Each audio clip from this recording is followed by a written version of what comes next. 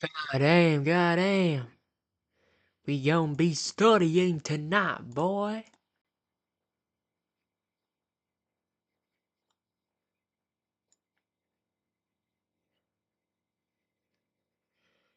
Alright, boy. Let's keep studying, yeah?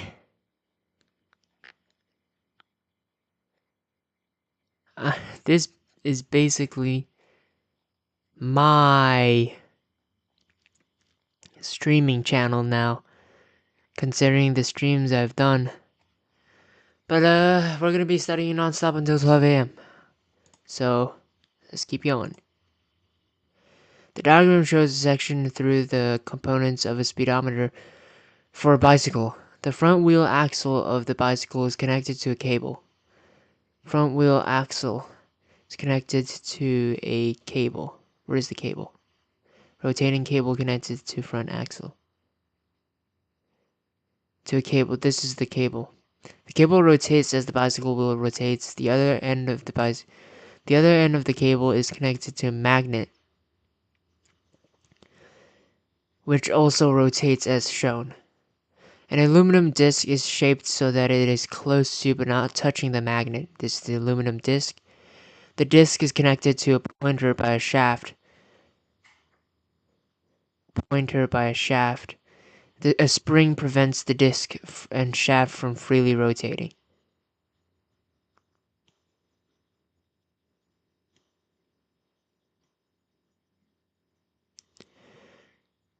Spring prevents the disc and shaft from freely rotating. So it's not supposed to rotate. Explain why the aluminum disc rotates in the same direction as the magnet. Field. Okay, understand that now. Okay. Okay. And the next question is answer this rotates in the same direction as the magnet. Okay, the same direction. Why? Why have the same direction? Use which laws that we might use in the magnetic chapter to answer the question. Mm-hmm. You have used some law to answer the question. Your answer is what? Your answer is what? Hmm? I don't really This get one I it. didn't answer. Oh, you didn't answer, right? Why? I didn't have time. Okay. And after we read the topic, okay, and because we have seen there's the magnet, right? And the cable rotate, right? And there's the magnet and the cable rotate, right? Okay, you look at the graph, okay. Here's the rotating magnets. Okay. And when it comes to the rotating magnets and their axis, so we might think they probably produce, right? They probably produce the current, right? The induced EMF or the induced, right? So we probably may think they may produce the induced EMF, right? Okay, or the current, right? Understand that? Understand Yeah. now? Okay. Okay, if you produce the induced EMF, so we might use the Lenstor or Faraday store, right? Lenstor or Faraday store, Faraday, Faraday store or Lenstor, right? Use the Lenstor. Use Lenstor to answer. Okay, and look at equipment. The first, because the wide alumina disk rotate in the same direction as the magnets. Okay, rotates in the same direction as the magnets. So, rotating. So because the rotating causes the charging magnetic flux through the alumina disk, right? So the first step we need to answer the rotating, the rotating magnet. Okay, because the rotating magnets cause what? cause what? Cause changing, right? Because rotating, right? Changing what? Magnetic, right? Flux through the, look at it, through the disc, right? Along the disc.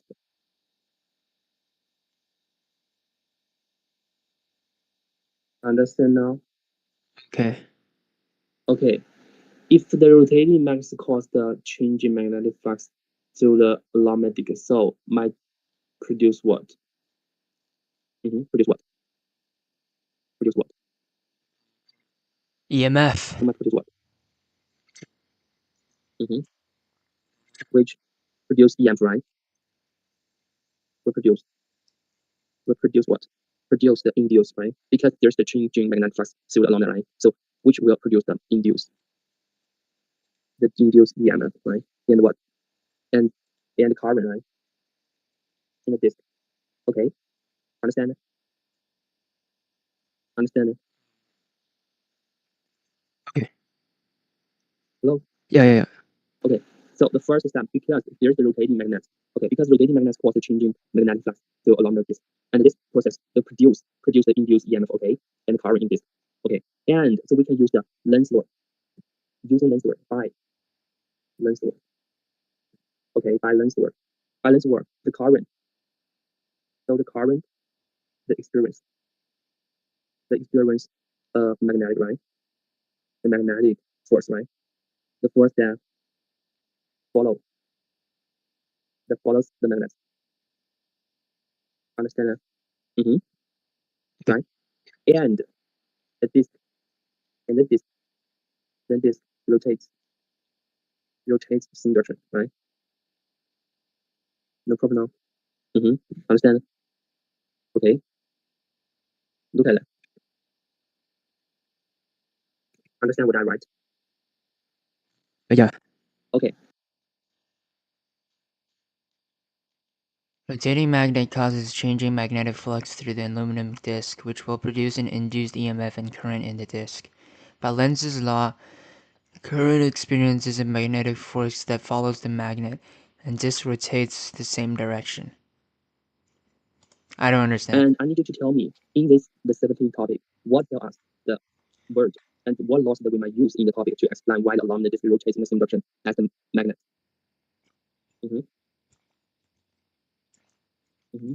about the topic wants us to explain why aluminum disc rotate the same direction as the magnet. Okay, you look at the equipment. You think about when the magnet, okay, when the magnet rotates and it will create changing magnetic flux through the aluminum disc, right? Okay, and we have learned the Faraday's law of electromagnetic induction, right? And we know the changing flux that will induce current in the disc, right? No problem. Understand that? Magnets. Okay, when the magnet rotates and it will create changing magnetic flux through the aluminum disc, right? Okay, and we have learned the Faraday's law of electromagnetic induction, right? And we know the changing flux that will induce current in the disc, right? No problem. Understand that? So we can use the Lenz law to explain the current and produce a magnetic field. Okay, the magnetic field that produces a magnetic field that opposes the changing flux, the causes, right? This is the Lenz law. Okay, because Lenz law tells us the current. Lenz law tells us the current that produce a magnetic field. Okay, magnetic field and that oppose. Okay, the oppose the change, right? The oppose the change in flux, right? And the flux that causes them, right? Understand? The problem. So this means the induced magnetic field interacts with the rotating magnet, right? And creating a force. Okay, so creating a force. The force that tries to follow the magnetic motion, right? So that's we can get the conclusion, right? The disc rotates in the same direction as the magnet. Okay, understand now? Hello? Can you hear me? Yeah. Hello? Okay, and I want you to tell me how to explain the equation. You can tell me which laws that we might use in the equation in the topic. From the graph, what laws that we might use to explain why the aluminum disc rotates in the same direction as the magnet? Think about it and tell me which laws that we might use from the graph and the words the topic tells us to explain it. Think about it and tell me. Use the Lenz's law. Okay, why we use the lens law? Because there's what? There is what? There is a changing flux, right? Magnetic flux, right? Yeah. Because there's a changing magnetic flux to the along disk, so we might use the induced EMF or induced current, right? Because there's a closed circuit, right? The closed. Okay, so we can use the induced current. So use the induced current, then we can use the lens law. Okay, the lens law tells us if the current produces a magnetic field, the opposite change in the flux, the constant, right? The constant. Okay, understand now? Okay. Okay, so this is the assignment I sent to you, and look at the. Today we're going to continue to learn. The last lesson we have not induced EMF, right, to the coil, right, and we have observed the diffraction in a diffraction, the current in the ammeter, right? Okay, and we also learned the factors that increase the induced EMF, right? This one, understand that? These are factors that will increase the induced EMF. First is the magnets move faster, okay, and the inducement is greater, okay. And the second is adding more turns to the coil, and third is increasing the strength of the bore magnets. Okay, no problem. Understand now? Yeah. And another one is the between the linked coil is the transformer, okay. And I have told you the transformer is being used to pass through a long distance current, okay. So a transformer is a device that works by the principle of the electromagnetic induction, okay. And it changes according to the alternating voltage and no current to no alternating voltage and high current, okay. And the transformer is made up of the one is the primary coil, the second is secondary coil, and the third is the iron coil, okay. Look at the equipment. No problem now. Understand that the transformer, okay. Okay, so I need you to tell me the transformer is what? And we usually use transformer to what? To do what? To transmit the EMF. Yeah. It has alternating currents from the primary coil to cause another alternating current in the secondary coil. Okay, no problem. And what is the transformer made up of? There's primary coil, secondary coil, and iron core. Why we choose the iron core? Because it is easily magnetized and demagnetized. Okay, no problem. Okay, and so here's the loss that we might use. If there's a changing magnetic field passing through the secondary coil, through the iron core, right? And this resulting a changing magnetic flux linkage, right, in the secondary coil. So, and we got the Faraday law. Here's the EMF induced, right? No problem now. Yeah.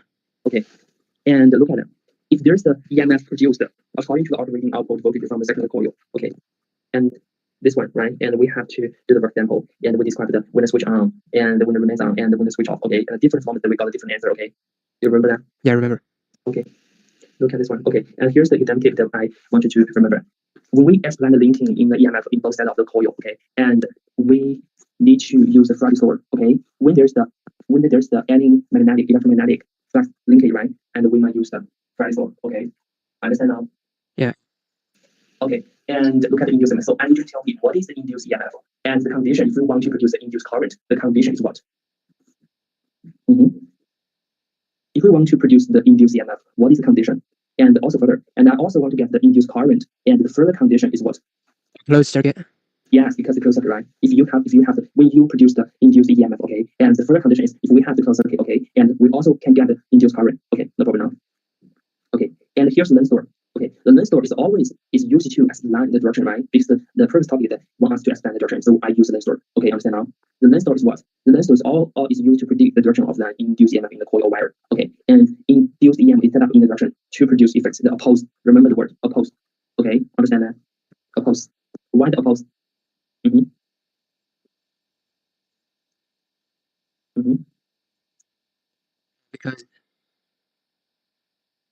Because of the Lenz's law.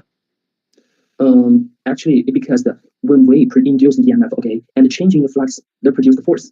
The magnetic force that will oppose the motion, okay, and in the lens door. So oppose the motion, which means they have the effect that oppose the changing coordinate. Okay, no problem now.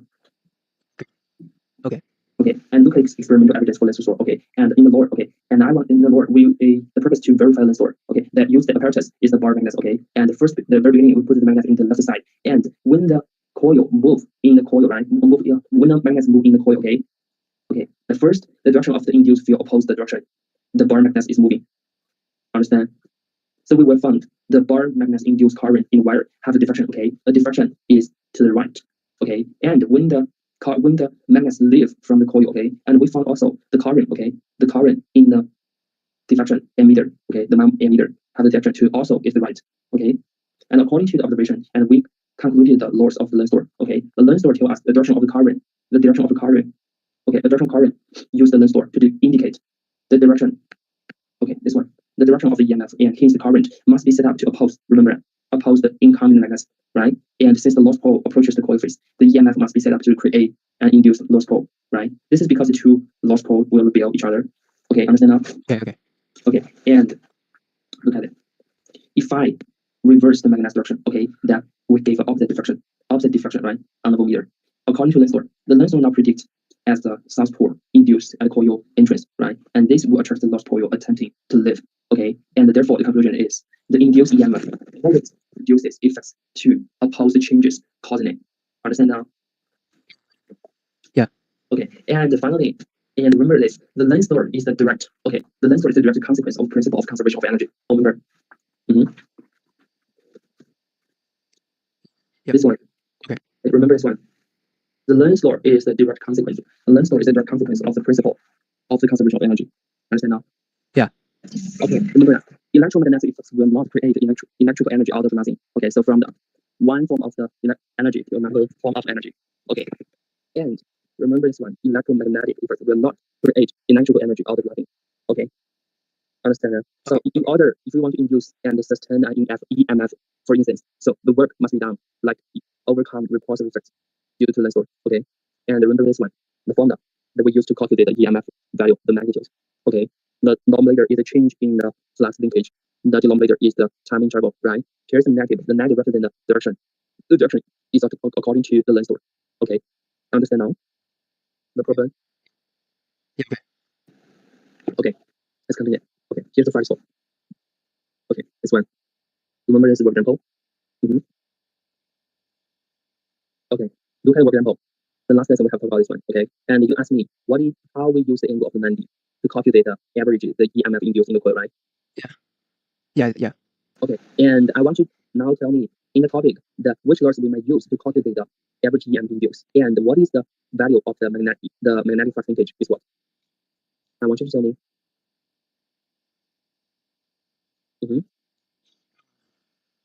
What is the flux? The magnetic flux linkage is what? According to the topic, the flux linkage.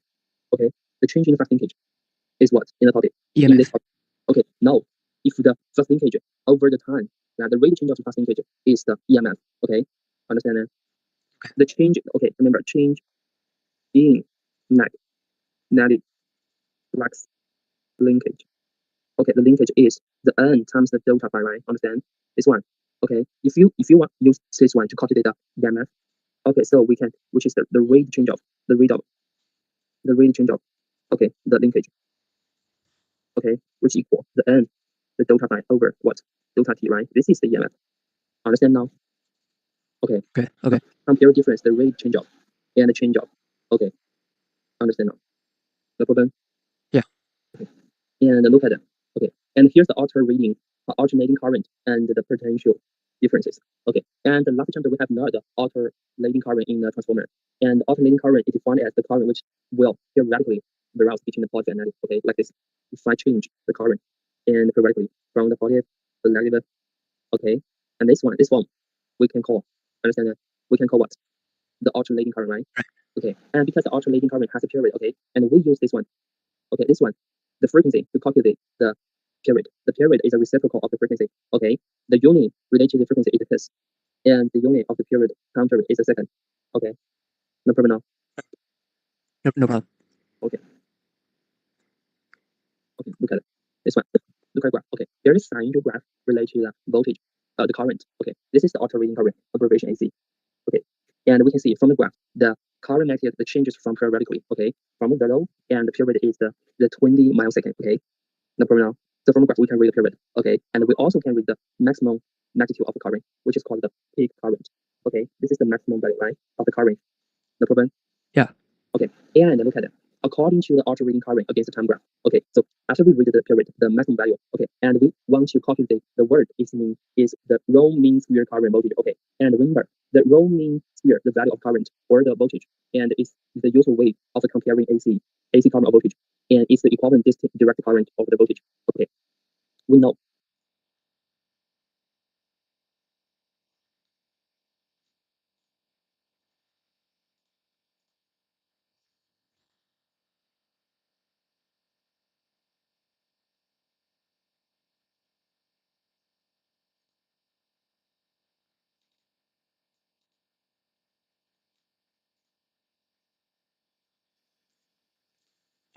Are we live? Are we live? I suppose we are. So, what are we?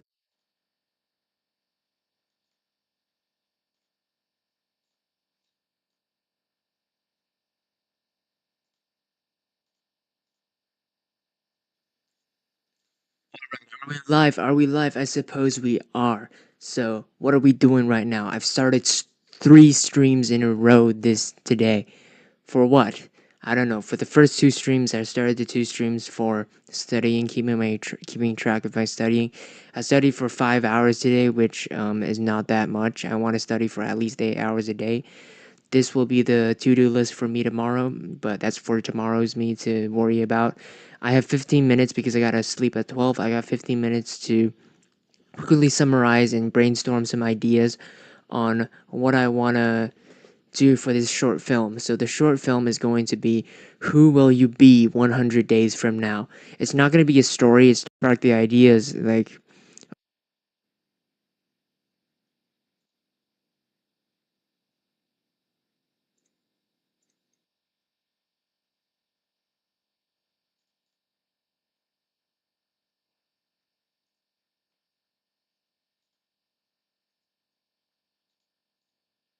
In a long distance, the AC transformer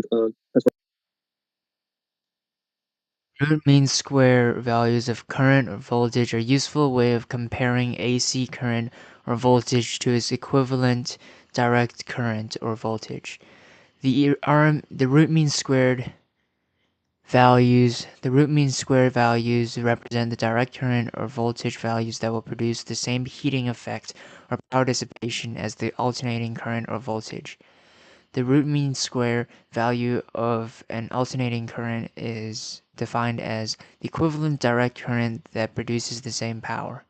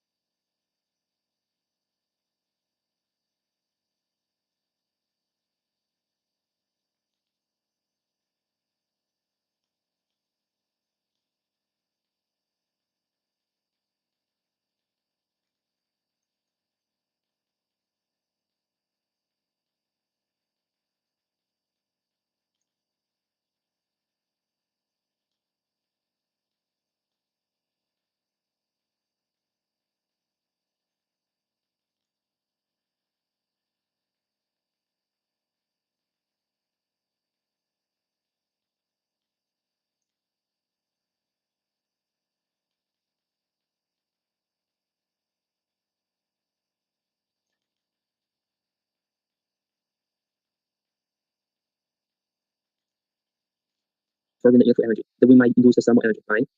Understand that? So we have the heating effect. Okay, and the power will dissipate, right? And so finally, the remaining energy or the remaining current, the remaining voltage have the relationship with the maximum value of the alternating current. And we call the final the roaming sphere.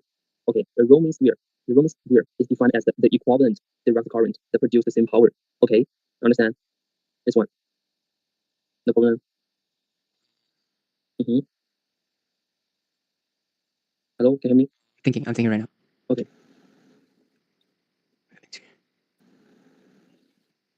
Okay, yeah. Okay. Actually, the roaming sphere current is the or the voltage is the remaining voltage or the remaining current after if we use the transformer to long distance electric energy passing, right? And in the process we have the heating effect. Okay, and a part of the power will be dissipated. Okay, and finally the remaining the electric energy, the current, the voltage. Okay, we call the roaming sphere current or voltage. Okay, and the roaming sphere is equal to okay the 0.7 approximately 0.7 times the maximum value of the current. Okay, the I0 is the maximum value. Okay, the maximum value, the maximum current. Okay, understand that, which is about 70% of the peak current island. Okay, understand that? Yeah. Okay, and from the graph, we can use the line to represent the 70%. Okay, use the horizontal line, this one, the roaming sphere voltage. Okay, or I can change the voltage into the current. Okay, so this is the roaming sphere current. Okay, this is the approximately the 70%.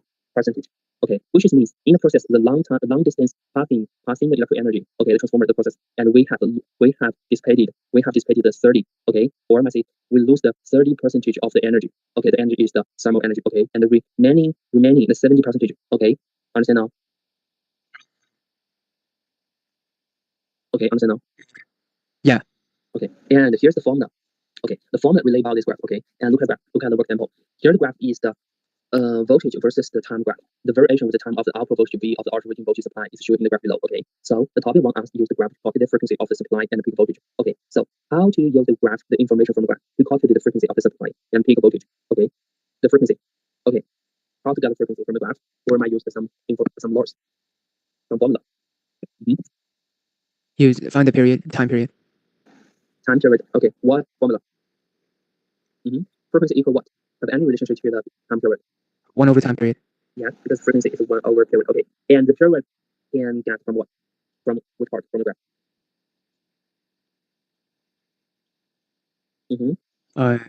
Zero. The period. 0.2. Because in the period is 1, right? Yeah. This one, 0.2 and a millisecond, right? Okay, this is 1 over 0.2 and times 1 and 10 negative 3 seconds. Okay, understand? So finally we can get the frequency. Okay, and the peak voltage. Okay, the peak voltage is what? From the graph. From the graph. The peak voltage is what? 17.5. Approximately, probably approximately 17, right? Yeah. Okay, no problem. Okay, so if I want to get the roaming square voltage, okay, how to get the roaming square voltage from the peak voltage? Now, if I got the peak voltage is 70.5 voltage, right? And I also want to get the roaming square voltage. Okay, I want to get the roaming square voltage. Okay, equal what? I have no idea. The V max is 17.5, and I want to get the roaming sphere voltage. Okay, is there any relationship between the roaming sphere voltage and the maximum voltage? Not sure. Okay, look at the formula, and I have told you the roaming current is equal to the 70% of the peak current, right? So also the same law apply for the voltage, right? So the roaming RMS, the voltage equal the 70% of the peak value of the voltage, right? Understand that? This one? Okay. Yeah. Okay, and roaming square current equal the what? The 70% 70%. of the current, right? The maximum current. Okay, and the topic we have lowered the maximum value of the voltage is 7.5. Okay, and for the roaming square voltage is we use the 70%, right? And times the 17.5 voltage, right? So finally we can get roaming square voltage, right? No problem now. No problem Yeah. now. Okay, this one. And here's the formula. Okay, the formula. If I want to get the roaming square current and the potential, okay, the roaming square is what? Okay, the roaming square, the current that we use the initial value, the maximum value. This one, the maximum value. This one. 2 over square root 2. Okay, because the square root approximately is the 0.5. Okay, so the 70%, right? Okay. The formula. Okay, so we use this one. The first law is help us to calculate the roaming square current. Okay, the second law is help us to calculate the roaming voltage. Okay, the relationship between the maximum voltage and the roaming square voltage. Okay, and look at for example. And the example tells us an electrical oven is connected to now connected to a 230 voltage roaming sphere. Okay, here's the value is the roaming sphere. Roaming sphere means the supply using the cable of negligible resistance. Now the topic want us to copy the peak to peak voltage of the main supply. Okay, so tell me what is the maximum value of the voltage is what? Use the previous formula above. Mm-hmm. How to solve the equation? How to solve the variable? The times root 2.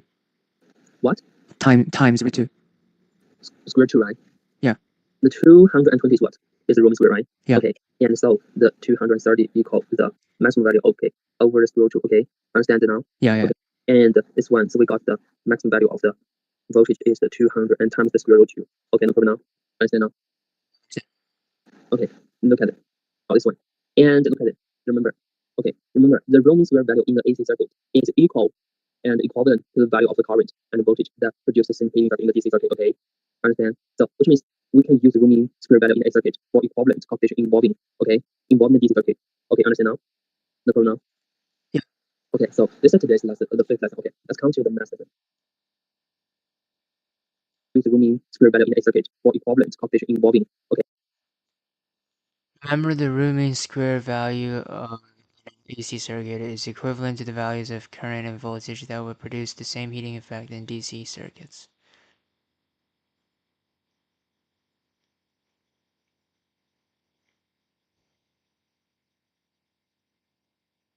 Okay. Okay, involving the DC circuit. Okay, understand now? No problem now? Yeah. Okay, so this is today's lesson, the fifth lesson. Okay, let's come to the math lesson. The remaining math quizzes you have done. You have finished. You finished. Mm-hmm.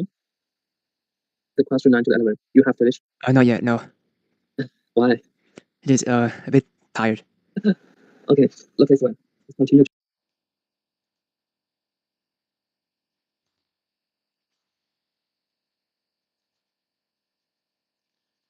This pacing is... I can't keep up, bro. I can't handle this pacing. I'm gonna die. I'm gonna die. Da da da da da. Da.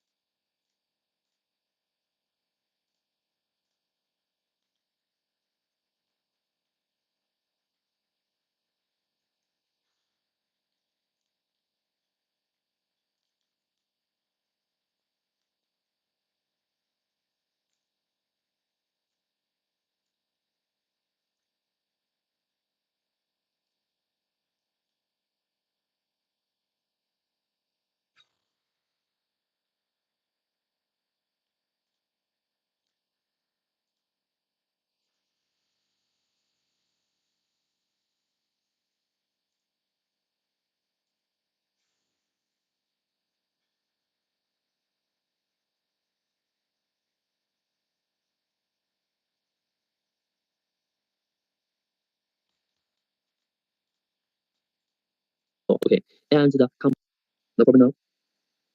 Understand now? What about the 90 degrees? Less than half an hour.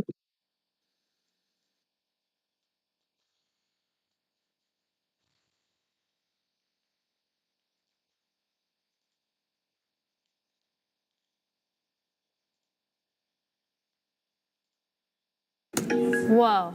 What's that? I just built a budgeting app in Base 44. Guys, Nina just built an app. Impossible. Nina can't code. Interesting. In this video, we're going to focus on Faraday's law of electromagnetic induction. So let's take an iron bar, and we're going to wrap some coils of wire around it. So here we're going to attach this to a voltmeter. And on the other side, we're going to have some coils of wire, and we're going to connect this side to, let's say, a battery. And we're going to have a resistor so there's not too much current flowing through the circuit. Now, when there's a steady current flowing in this circuit, no EMF, no current is induced in the second coil. Now, let's say if we have a switch. The moment when we close the switch, for an instant, for a very short period of time, we will get an induced current in that circuit. The question is why? Why is it that when the current is steady, it induces no current in the second coil? However, the moment that the current increases, for that brief period of time, when the current is changing, there is an induced EMF in the second coil. And that's the basis of Faraday's law of electromagnetic induction. A change in magnetic field will give rise to an induced current. Now, the equation that is associated with the Faraday's law of electromagnetic induction is this formula. The induced EMF is equal to negative N times the change in the flux divided by the change in time. So the faster the flux changes, that is the magnetic flux, the greater the induced EMF will be in the second coil. A change in magnetic field leads to a change in magnetic flux, which will give rise to an induced EMF. The magnetic flux is equal to the magnetic field times the area times cosine theta, where theta is between the normal line perpendicular to the face of the coil and the magnetic field itself. So there's three ways in which you can induce an EMF. In order to acquire a change in flux, you can either change the magnetic field, you can change the area of the coil, or you can change the angle of the magnetic field with respect to the normal line of the coil. So for example, let's say if we have a square coil of wire, and we want to take a magnet, and we're going to move this magnet into this coil. As we move the magnet into the coil, the magnetic field is increasing. And so this leads to an increase in the flux that's going into the coil. And that's going to cause an induced EMF. So that's one way in which you could change the flux going into the coil, is by changing the magnetic field, by moving a magnet into or out of the coil. If the magnet is held in place, no induced current flows because there's no change in magnetic flux. But as a magnet moves either into the coil or out of the coil, there is a change in the magnetic field, which leads to a change in the magnetic flux in the coil, and then therefore there's going to be an induced EMF that is going to lead to an induced current. We're not going to focus on the direction of the current in this video, but I just want to give you a basic introduction into Faraday's law of induction. So far, we've seen one way in which we can induce a current in a coil, by moving a magnet into or out of the coil. Now, what are some other ways? How can we change the area? Well, let's say if we have a magnetic field. Actually, let me draw the coil first. So let's say we have a circular coil of wire, and everywhere we have a magnetic field going into the page. And so this magnetic field is constant, it doesn't change. Now, what's going to happen if we basically pull the coil in such a way to increase the area of the coil? If the area goes up, the magnetic flux will increase. And if the magnetic flux changes, this will lead to an induced EMF in the circuit. So there's going to be an induced current in the circuit. So that's the second way. The third way is to change the angle with respect to, let's say, the magnetic field. So let's say if we have a square coil of wire. And let's say the magnetic field is directed into the page. If we rotate this coil in this direction, then we're going to change the flux because we're changing the angle. Right now, the angle is 90 degrees. But with respect to the normal line, it's 0 degrees. It all depends on how you define it. So let's define it with respect to the normal line. So the magnetic field is parallel to the normal line right now. And let's rotate the coil, so it's like this now. And so this is the normal line. Well, actually, it should be more like that. And let's say this is the magnetic field. So clearly the angle is a lot different now. It's no longer 0 degrees. It might be, I'm just going to give a number, 70 degrees or something. And so because the angle changes, the magnetic flux will change. In fact, going from 0 degrees to 70, cosine 0 is 1, cosine 70 is a lot less. So the magnetic flux decreased, which means that there's going to be an induced EMF in this coil. So those are the three ways in which you can generate an induced current in a coil. You can change the magnetic field, you can increase it or decrease it, doesn't matter. You can change the area of the coil by stretching it or compressing it, or you can change the angle between the magnetic field and the normal line. If you change the angle, then the flux changes, and there's going to be an induced EMF in the coil. Now let's work on a practice problem. So we have a square coil of wire, and that wire consists of 50 loops, and we're given the dimensions of the square. Now there's a magnetic field that's perpendicular to the face of the coil, so let's draw a picture. So let's say this is the coil, and let's say the magnetic field is going straight into it. It's perpendicular to the face of the coil, but it's parallel to the normal line, which means the angle between the normal line and the magnetic field is 0 degrees. Now the magnetic field increases from negative 3 Tesla to 5 Tesla. Now, this coil is connected across a resistor. How can we calculate the induced EMF in the coil and the current that flows through the resistor? So let's focus on the induced EMF. So it's going to equal negative N times the change in the magnetic flux divided by the change in time. So the change in magnetic flux in this example, we know flux is going to be A cosine. But what is changing in this example? Is it the magnetic field, the area, or the coil? Well, we know based on the problem, the magnetic field is changing. The area is constant and the angle is constant. So we could say it's delta B, because that's changing, times A, it doesn't need a triangle because that's not changing, times cosine theta, divided by the change in time. So now let's plug in everything into this formula. So n is 50. The change in the magnetic field, the final value is 5 minus the initial value of -3. Now the area is 0.20 times 0.20. 20 centimeters is 0.2 meters. Multiplied by cosine of 0 degrees, divided by the change in time. So the change in time is 10 seconds. I mean, not 10 seconds, 0.1 seconds. So 5 minus -3, that's the same as 5 plus 3, that's 8. So it's -50 times 8, times 0.2, times another 0.2, times cosine 0, which doesn't change anything, divided by 0.1. So in this example, we'll first need to make some more space. The induced EMF is negative 160 volts. Now for this video, I'm not going to worry about the negative sign. So if we wish to calculate the current, it's going to be the induced EMF divided by the resistance. And we know the resistance, in this example, is 20 ohms. So 160, let's just make that positive, divided by 20 ohms, is equal to 8. So that's the current that flows in this circuit, it's 8 amps. Now the last thing we need to do is calculate the power dissipated by the resistor. So the power absorbed by the resistor, we can use this formula, it's I squared times R. So 8 squared times the resistance of 20 ohms. 8 squared is 64, 64 times 20, that's equal to 1,280 watts. And so a lot of power can be generated by a change in magnetic field, or a change in flux, in a coil of wire. And the more coils, or rather the more loops that you have, the greater the induced EMF. Because if we had a single loop, the induced voltage won't be that high. It will be 160 divided by 50, and so it would only be 3.2 volts. But if you increase the number of loops, the induced EMF greatly increases, which is what you want.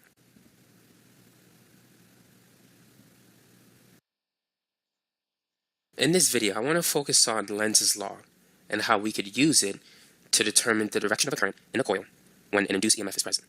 And the basic idea behind Lenz's law is that an induced EMF will always give rise to a current whose magnetic field opposes the original change in flux that created it. So let's start with an example. Let's say if we have this coil of wire, and to the right we have a magnetic field that is constant and it's pointing out of the page. Now we're going to move this coil to the right. So eventually it's going to be exposed to this magnetic field. And the magnetic field that's entering the center of the coil, the inside part, will increase as we move to the right. And therefore, the magnetic flux will increase. Now keep in mind, the induced EMF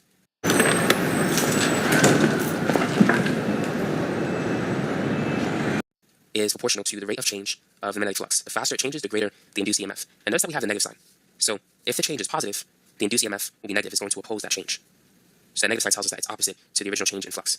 So if the flux is increasing, the induced EMF will give rise to a current that will create a magnetic field that will be in opposition to this one. So the external magnetic field is out of the page. So I'm going to use a circle to represent that. Now the induced current is going to try to oppose the increase in flux. And so it's going to create an induced magnetic field that is in opposition to this one. So it's going to be going into page. And it's going to be going into page everywhere inside of the coil. So now let's focus on this segment of the wire. So the current is going to flow in such a way that on the right side, we're going to have an X. On the left side, a dot. So the magnetic field will be flowing in this direction. Into page on the left side, out of the page on the right side. And this is for this section of wire. So now using the right-hand rule, let's review the right-hand rule when you wrap your hand around a pen. So if the current was going this way, let's just use that for example. Take your hand, wrap it around the pen, and point your thumb in the direction of the current.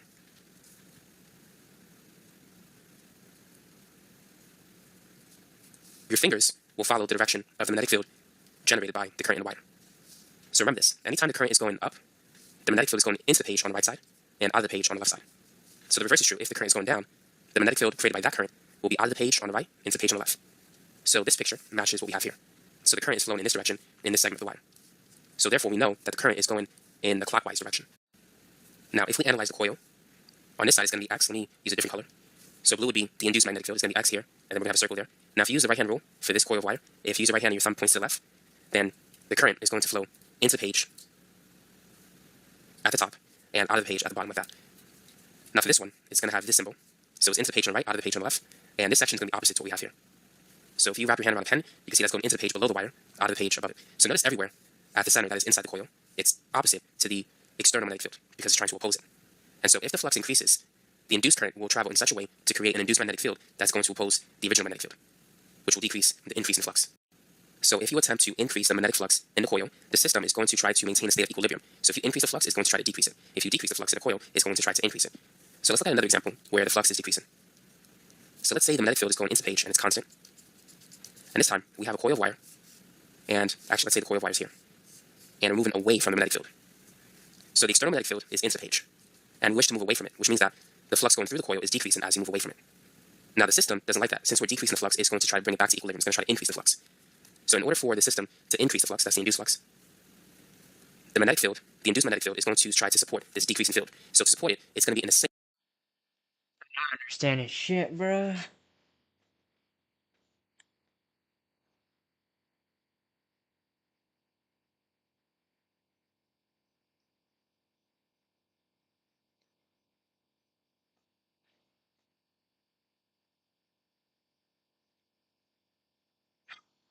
same direction as opposed to the opposite direction in the first example.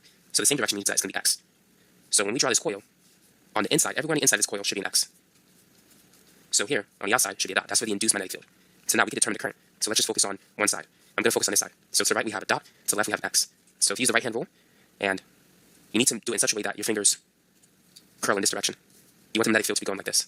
And so your fingers has to follow that direction. So the current is going in that direction. So once again, it's flowing clockwise, like the last problem. Let's try another example. So let's say if we have a long wire, and there's a current flowing in this direction, and there's a circular coil of wire above it. So if the current in the wire is decreasing, what is the direction of the induced current in the circular coil? Now first, we need to determine the magnetic field generated by this wire. So using the right-hand rule, if you point your thumb to the right, your fingers should curl in this direction. It should be coming out of the page at the top and going into the page at the bottom. So since the coil is above the wire, we're focused on this magnetic field. It's out of the page above it. So the external magnetic field created by the wire, the straight wire, is out of the page. And the flux, due to this wire that's passing through this coil, it's decreasing because the current is decreasing. So if the current decreases, the magnetic field created by that current decreases, which means we have a decreasing flux. And the system doesn't like that. It's going to try to increase the flux, bring it back to equilibrium. So it needs to create an induced magnetic field that will increase the flux. In order to increase it, the induced magnetic field should it be in the same direction as the external magnetic field or in the opposite direction? This is the most important question you need to have answered because that determines the direction of the induced current. So if the system tries to support the decrease in magnetic flux, it has to be in the same direction. If it tries to oppose the increase in magnetic flux, it has to be in the opposite direction. But when it supports a decrease in magnetic flux, it has to be in the same direction.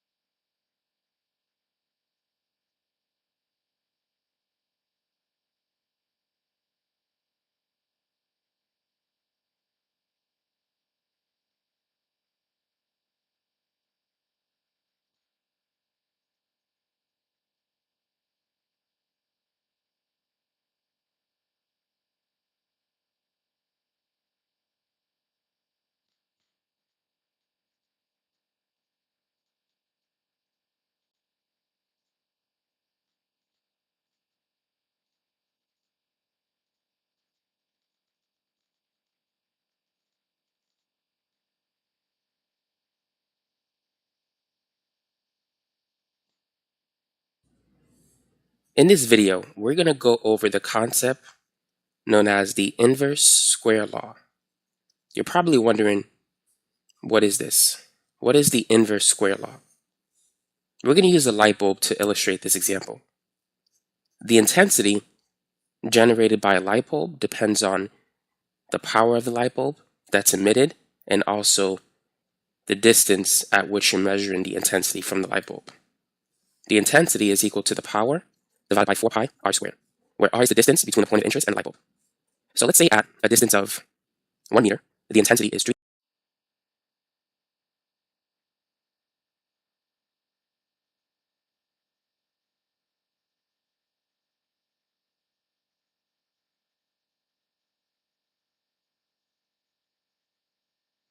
360 watts per square meter.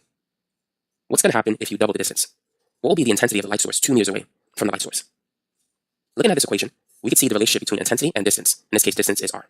The intensity is inversely related to the square of the distance. To find out what's going to happen if we double the distance, we need to plug in a 2 into this expression. So it becomes 1 over 2 squared. 2 squared is 4. So now we have 1 over 4.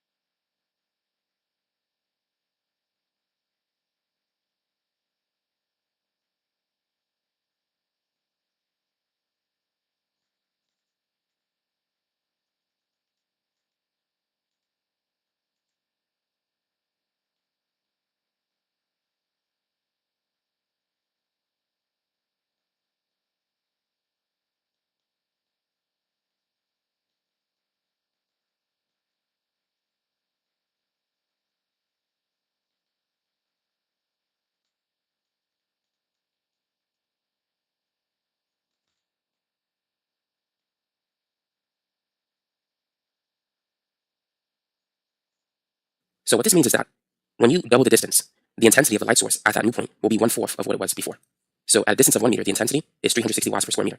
At a distance of 2 meters, it's going to be 1/4 of that, which is 90 watts per square meter. Now, what about 3 meters away? What will be the intensity? If we plug in a 3 into that expression, this is going to be 1 over 3 squared, which is 1 over 9. So it's going to be 9 times less than 360.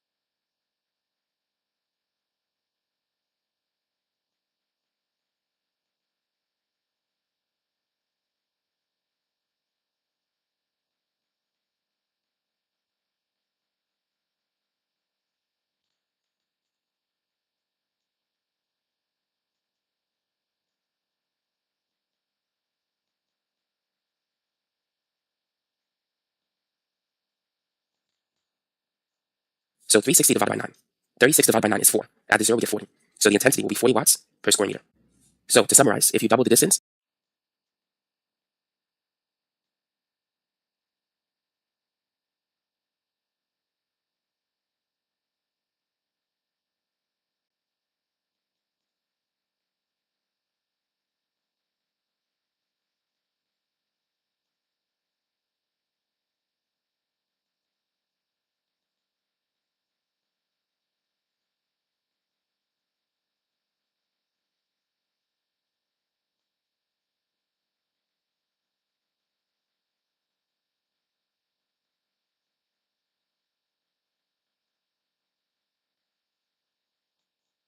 the intensity will reduce by a factor of 4.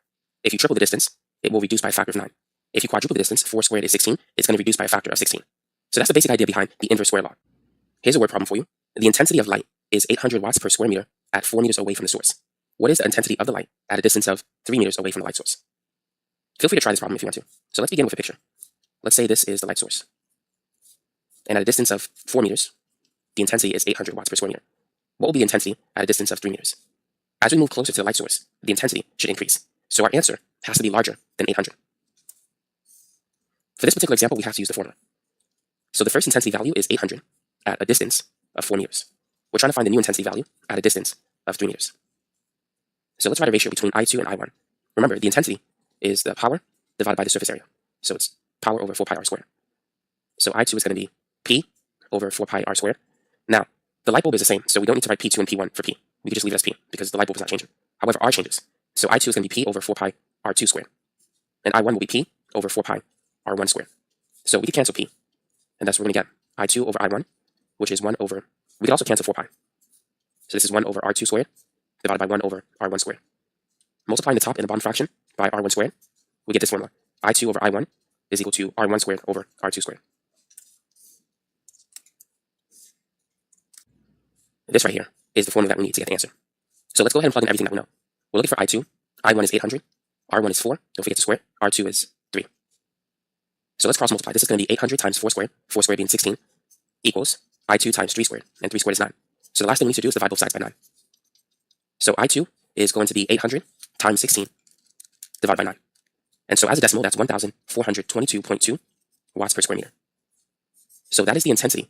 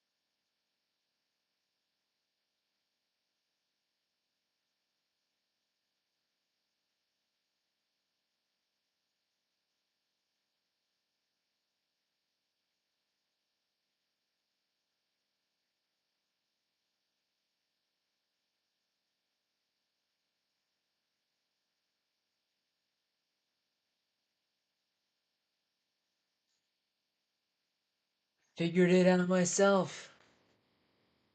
Ah, gosh.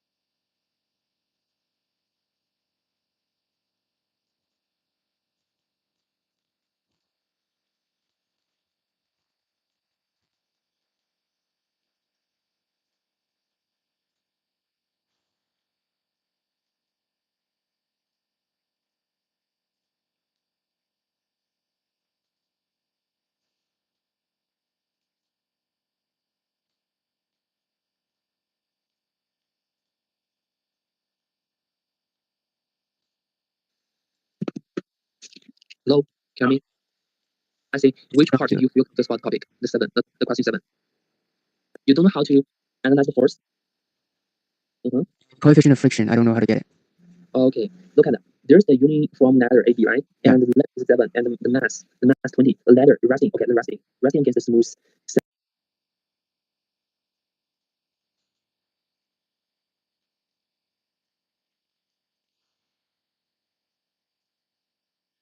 A uniform ladder AB has length 7 meters and mass 20 kg. The ladder is resting against a smooth cylindrical drum at P. AP is 5 meters. Cylindrical, the drum at P, okay, the point P. And the AP is 5, right? And the end is contact with the rough. Okay, here's the rough horizontal ground. Okay, must be the friction. And the ladder is inclined to 35. Okay, the topic wants us to find out the normal and friction component of the contact force. Okay, at A. Okay, the first we have to analyze the force. Okay, right? Yeah. And we have know the AC length is the 7 meter, right? And the ladder mass. And hence find the least possible value of the coefficient of friction between the ladder and the ground. The ladder mass is 20, so the M is 20 kilogram. Okay, the weight. How about the weight of ladder? The weight of ladder. It's uniform, so it's at 3.5 meters. So the weight is the 20 times the 9.8, right? Oh yeah. Or maybe 196, right? Okay, and the distance is 5. Okay, and we have known the drum is smooth. Okay, the drum is smooth, right? The drum is smooth. So only normal reaction, right? No friction, right? Smooth, Yeah. which means only normal reaction. No friction. Okay, understand that. And but the ground is rough, right? Okay, the ground is rough. Okay, how to analyze the force? The force. How to analyze the force for the vertical force, right? The vertical force. The vertical force is the vertical direction, right? The R equals W, right?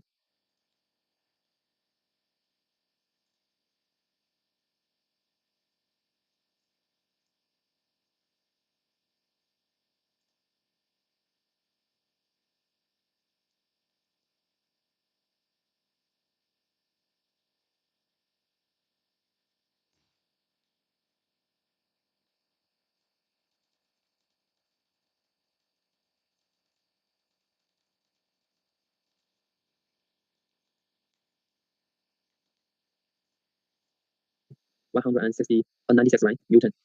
No, there any problem because there's no other vertical force, right? So R Yeah. equals V, right? No problem. Okay, and how about horizontal forces? Horizontal. Okay, in the horizontal forces, Friction. the horizontal forces is what? Friction at A. The friction at A. And how about the normal reaction from drum? The normal reaction from drum is what? I think it's vertical. Okay. And next, what do we use the which part logic to establish? I think it's vertical. And how about the normal reaction from drum? The normal reaction from drum is what? I think it's vertical. Okay. And next, what do we use the which part logic to establish the equation? The moment, right? Can we use the moment to establish the equation about point A? Okay. The problem. Yeah, no problem. Okay, and we're going to use the moment about point A. Okay, so we have known the weight acts at the midpoint of the ladder, right? And the ladder so is the so at the 3.5, right? Okay, from A, right? The cylinder, right? The weight acts at the midpoint, right? No problem. The weight acts at the midpoint, the midpoint, the midpoint of the ladder, right? The ladder. So the distance is 3.5 from A, right? No problem. Okay, so we can call It's in the chat, bro. it the moment, right? The moment due to weight W, right? It's what? It's W times what? It's W times what?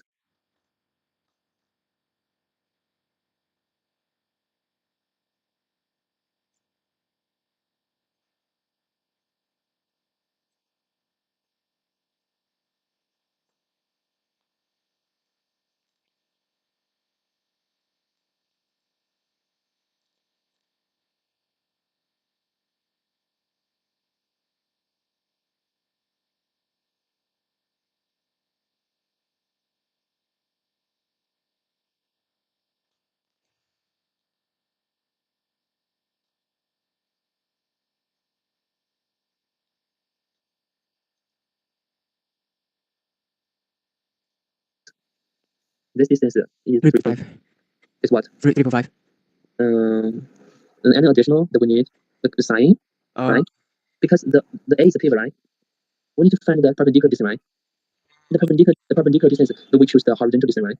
Yeah. Not have, okay, so we times the 3.5 and sine 35 degree, right? No problem. Okay, and Wait, is it sine or cosine?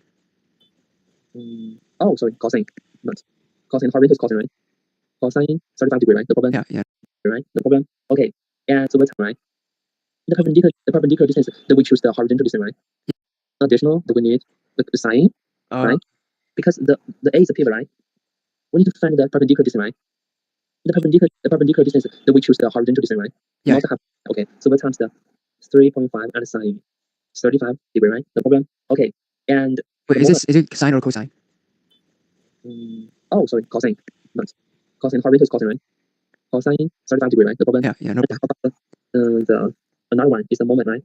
The moment due to what? Next one is what? Due to what? The A Reaction. no problem reaction, right? The N, okay. The reaction, okay, the distance is 5, right? And we will use what? The N times what? Times 5 and times what? Times. No, nothing else. Sine or cosine? The perpendicular distance. I think it's already perpendicular. This is the normal direction, right? And so we use the 5, right? Okay, no problem. It's a sine 90, right? Yeah. Okay, and so we find equilibrium of moment, right? Find equilibrium according to equilibrium of the moment. Okay, so we can establish the equation, right? No problem now. Okay, so we have the N times 5, right? Equal what? Equal the W times 3.5, right? And times cosine 35 degree, right? No problem. Yeah. Now, okay, so we can get the N.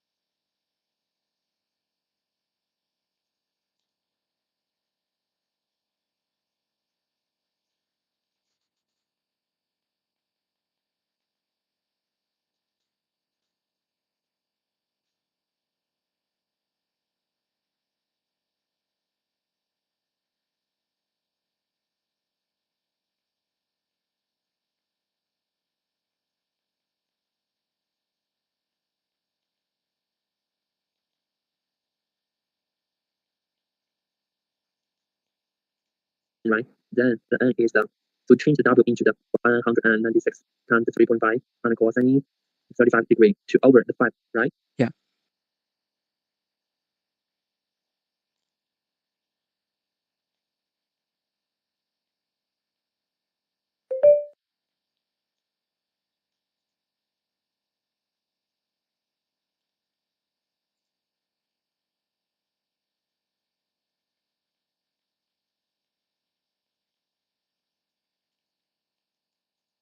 The problem and finally we can get the N, right? Okay, so the N is the friction, right? No problem. The friction.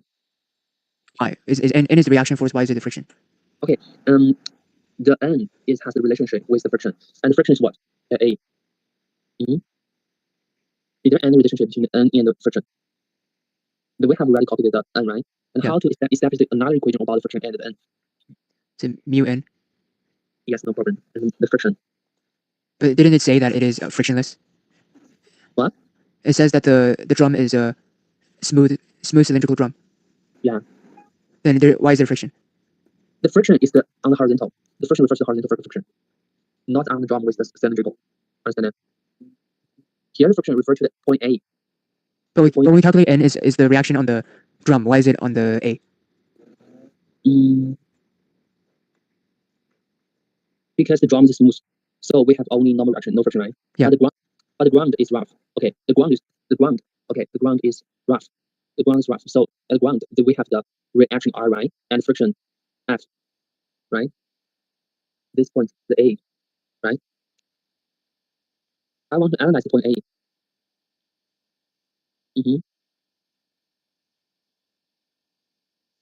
Think about the point A.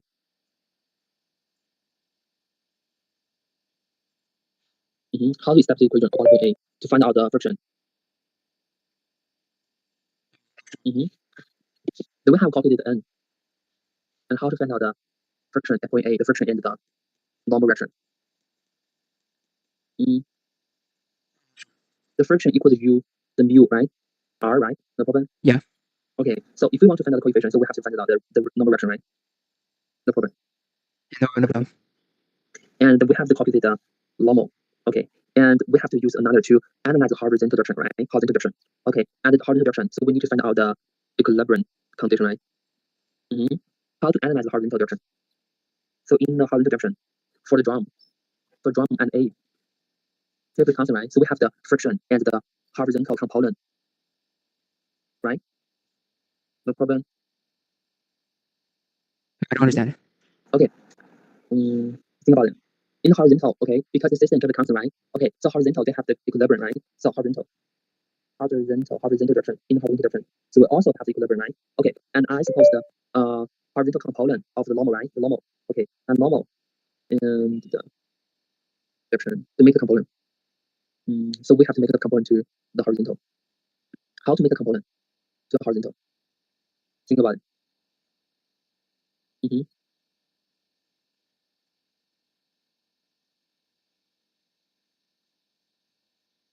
This one, how to make a component of the normal? It times what?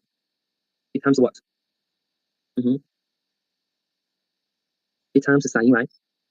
Sine 35, right? Okay, and sine, if n sine times sine 35 equal what? Equal what?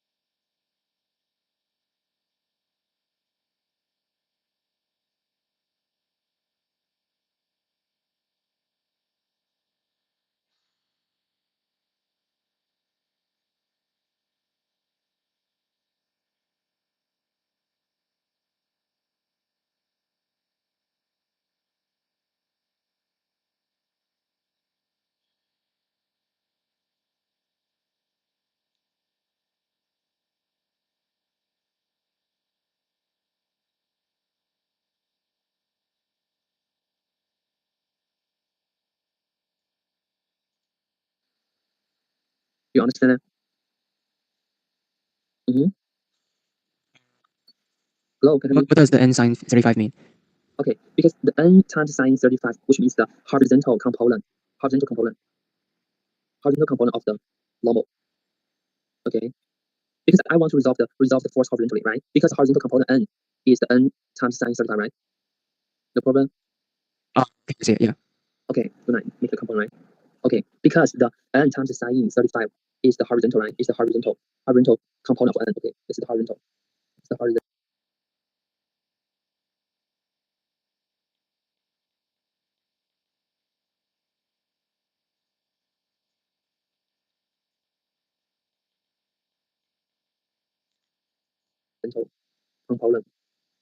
component of n, right? Okay, and I want to balance by the friction force, right? At A, right? The balance, right? The point A is balanced, right? No problem. Okay, the point A, which is balanced by the friction force, right? Okay, so the sum of the forces is zero, right? Okay, so the force, the horizontal component of the n equal the F, right? No problem. The F is the friction, right? The friction force, right? No problem.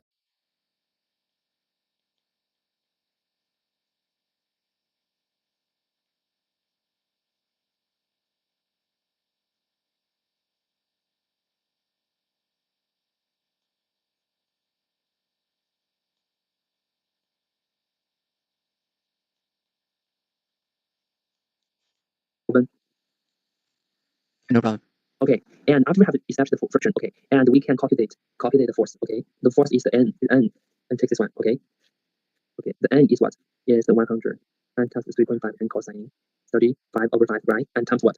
Sine 35 degree, right? Okay, so finally we got the friction force, right? Frictional. Okay, so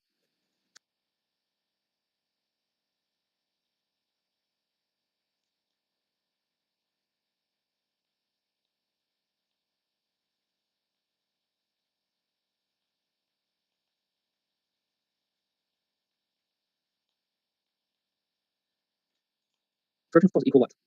Equal what? Friction force equal what? The mu mu times r. times r, yeah. Yeah, the r is what? The weight, right? Understand it? The r is weight, right? Because in the work direction, we only have the r equal the w, right? But there's also the reaction force on the drum, so shouldn't it be r? It shouldn't be w minus the vertical component of n.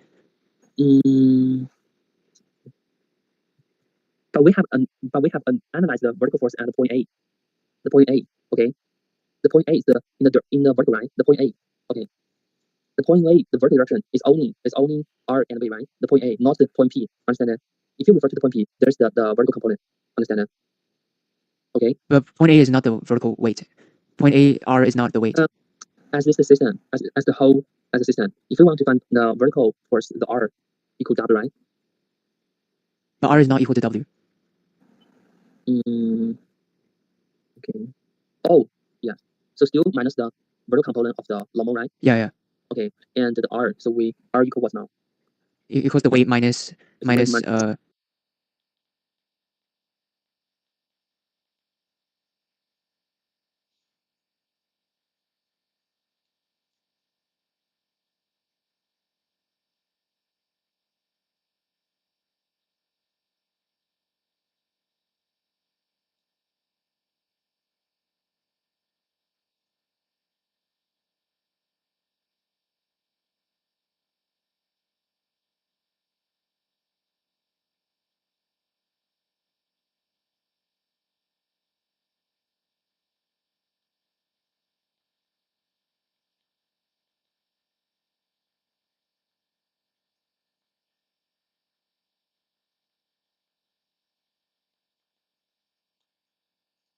the cosine, right? yeah, cosine. Cosine 35 times the n, right?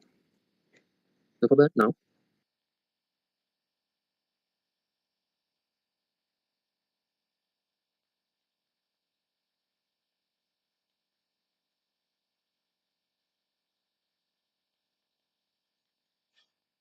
Yeah, no problem. Okay, and combine this. Okay, so separating variable, so we can calculate the coefficient of friction, right? Okay, so the mu is what? The w minus cosine 35 and n, right? And the denominator is 110 point and cosine 35, right? And over 5, right? No problem. And times sine 35 degree. Now understand now?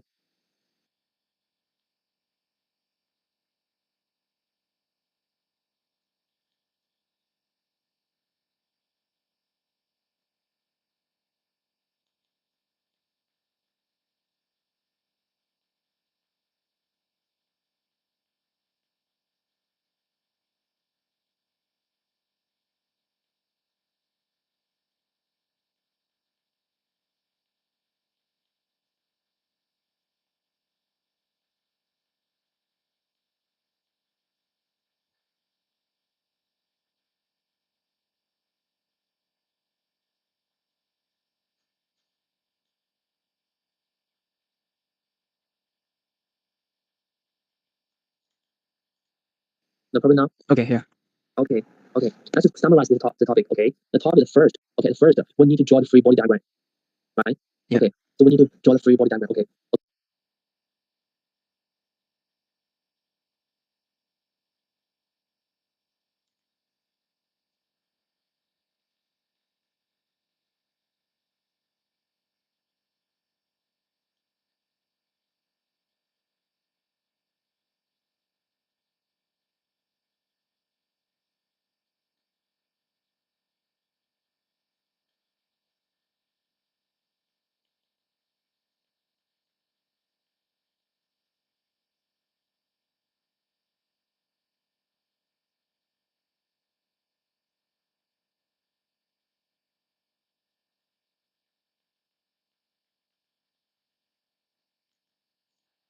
No problem now. Okay, yeah.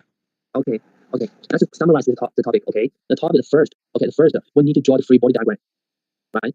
Yeah. Okay. So we need to draw the free body diagram. Okay. Okay. And I forgot the vertical component. The vertical force is not R equal W. Still have the vertical component of the N, right? Okay. So the first we have to got the weight. Okay. The value, the magnitude of the weight, right? And take the moment about point A, right? Take the moment about point A, right? Okay. And establish equation. Okay. Equation about point A. Okay. And the N times 5 equal to W times the 3.5 and cosine 35, right? So finally we got the N, right? The magnitude of the N. No problem now. Okay. Yeah. Okay. And after that, and we know the friction is the coefficient times the R. Okay. And we have to establish another equation. Okay. Another equation is about the horizontal direction. Okay. And the horizontal direction is the N times the sine 35 equal to force. Okay. The force is the friction force. Okay. On horizontal, right? And that is equal. Okay. So finally we got the horizontal friction force is use the N times the sine 35, right? And the friction force equal the U times R. Okay. And R we use the W minus cosine 35 times N to substitute, right? Okay. Finally we can get the coefficient of the friction. Now understand that now? Is there any problem about the topic? Okay, now? Yeah, it's all okay now. Okay, no problem. And look at another one. Okay. This What about the other part?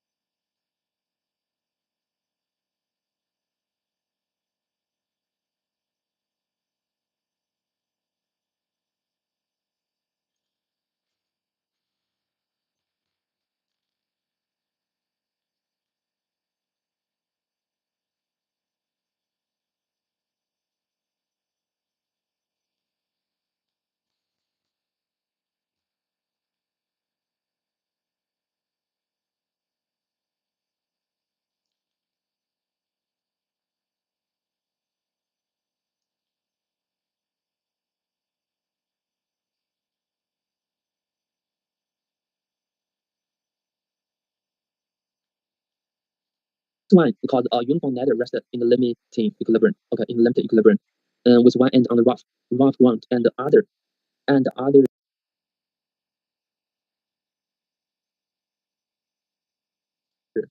other one against the rough vertical wall. The coefficient of the friction between the ladder and the ground is the coefficient 1, right? And the coefficient of the friction between the ladder and the wall is the mu2, right? Given that the ladder marks the angle theta with the horizontal, okay, and show that the tangent theta. Okay, how to show that? Mm-hmm. Mm-hmm. So do we need to plot a graph? Plot a graph. Okay, we can draw the simple graph. Okay, and draw a ladder, right? Yeah. Okay, like this one. It's okay. Yeah. Okay, and label the angle. Angle theta. Okay, here's the theta, right?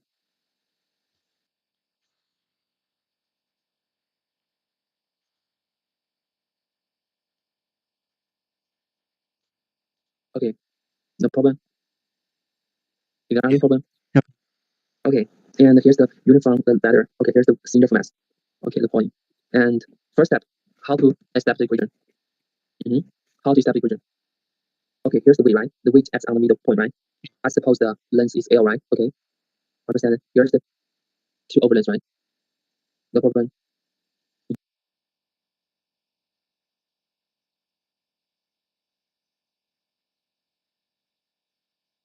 Mm-hmm. Here's the two overlays, right? No problem. Mm-hmm. I suppose the length is L, right? Okay, understand? Here's the two overlays, right? No problem. Mm-hmm. Over to No problem. Yeah, no. Okay, and to establish the equation. How to establish the equation? First, horizontally. Mm-hmm. So first analyze the point A. The point A, the ground, right?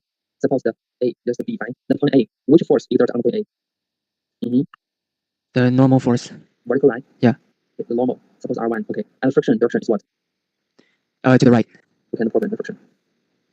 And how about point B? The normal is to the right. Normal to the right. Yeah. Okay, R2. And is there any friction? Yeah. The Vertical, right? vertical. Yeah. The vertical. Okay, the vertical. Okay, no problem. Okay. The friction. F2. Okay, so establish the horizontal. Okay, how to establish the horizontal direction? Mm-hmm.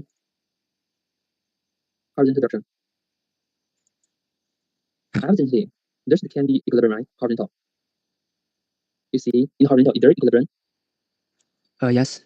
Not equilibrium, right? Because friction is right. The friction one is right, and you label the reaction is also right. So in horizontal, it can be equilibrium, right? Oh.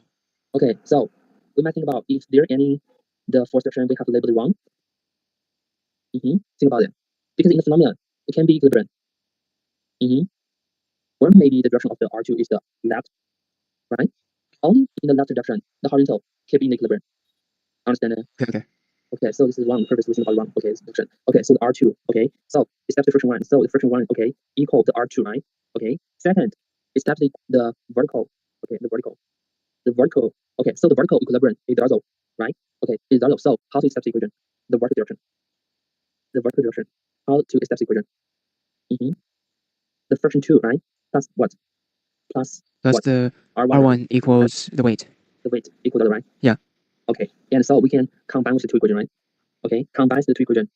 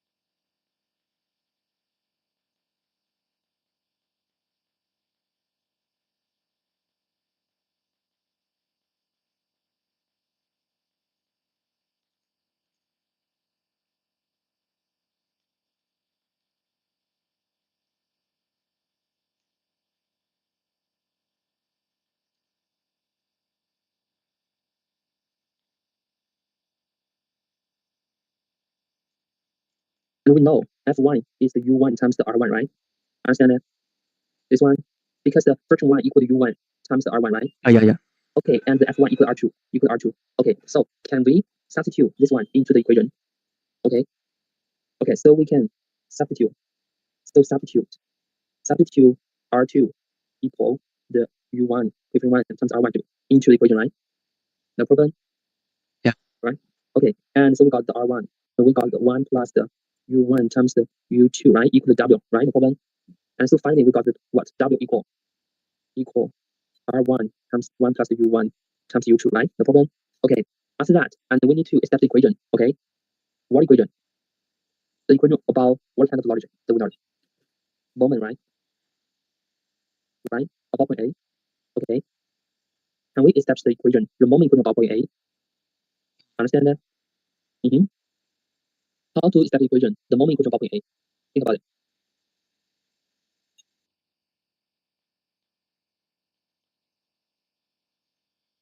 Mm-hmm. In the clockwise direction. In the clockwise. In the clockwise moment.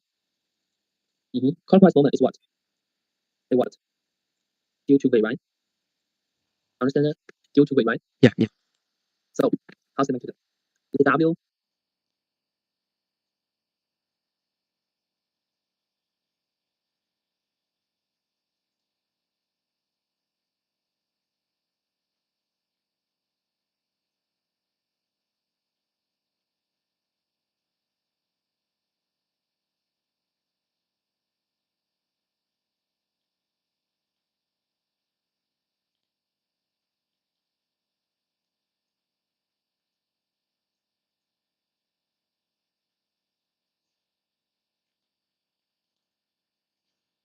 Right? The W times what?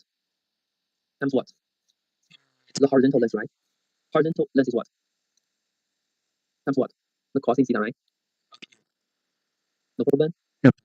Okay, here's the length, right? The cosine theta. Okay. And how about counterclockwise? Establish the counterclockwise.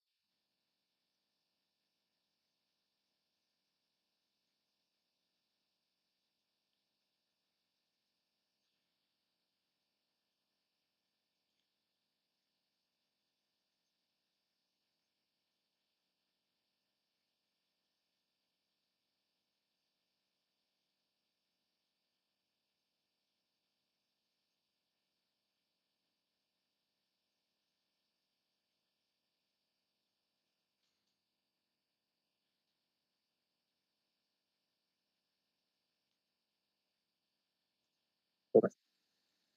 The counter clockwise. No. Okay, here's the how to establish equation. The moment equation about point A. Think about it.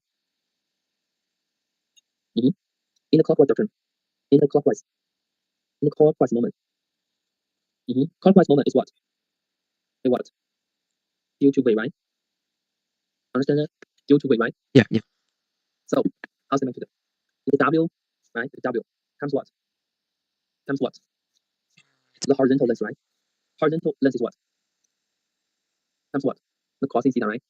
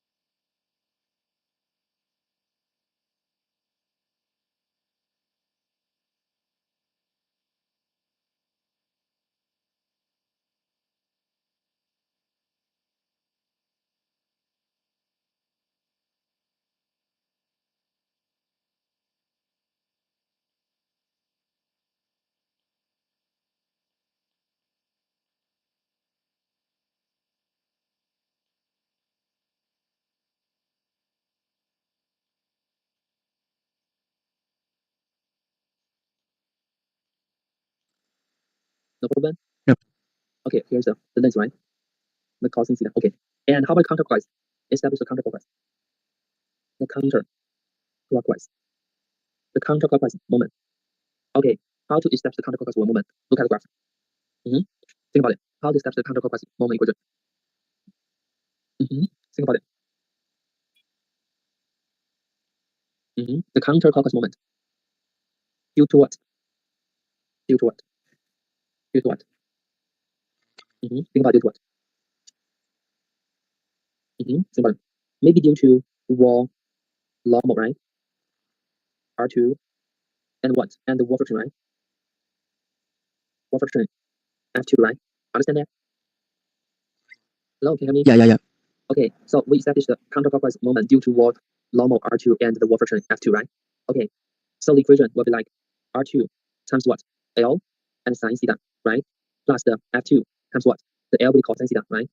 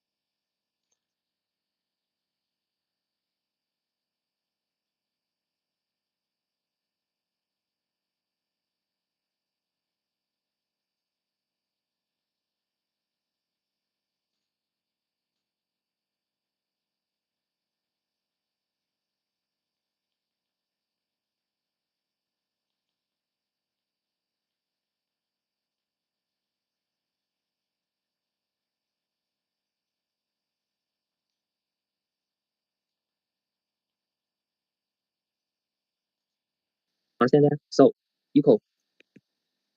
Is it okay? Understand that? The counterclockwise moment. Okay, because counterclockwise moment equals the clockwise moment, right? So we can establish the equation. The equation is R2 L sine theta plus the F2 times L be cosine theta, right? Equal what? W times the L over 2 and cosine theta. No problem? Okay, no problem.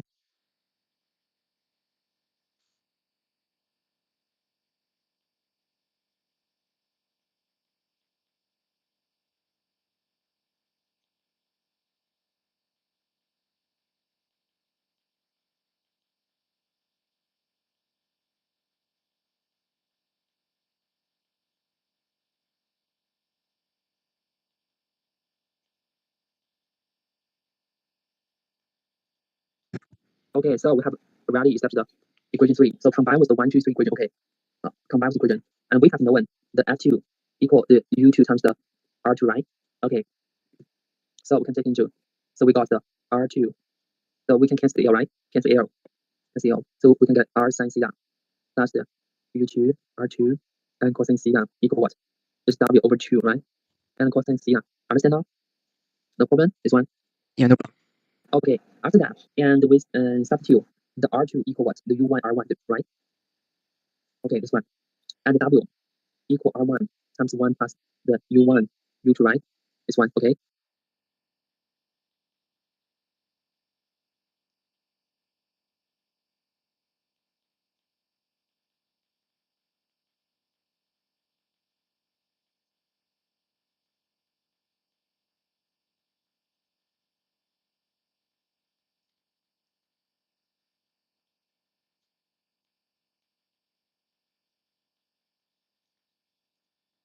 And into equation, right?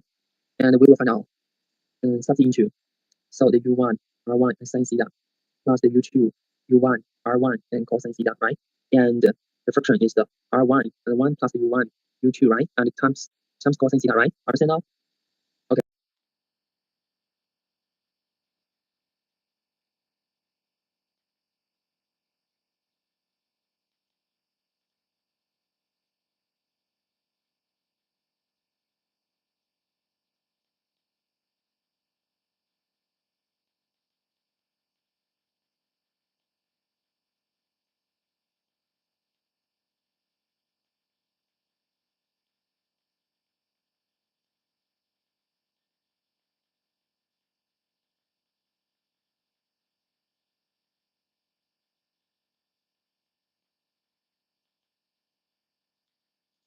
Okay. Okay. No problem. And we can simplify it. Simplify and simplify the equation. And both sides we can multiply two, right? Okay. So we got 2 u1 sin theta, 2 u1 u2 and u1 u2 and cosine theta, right? No problem.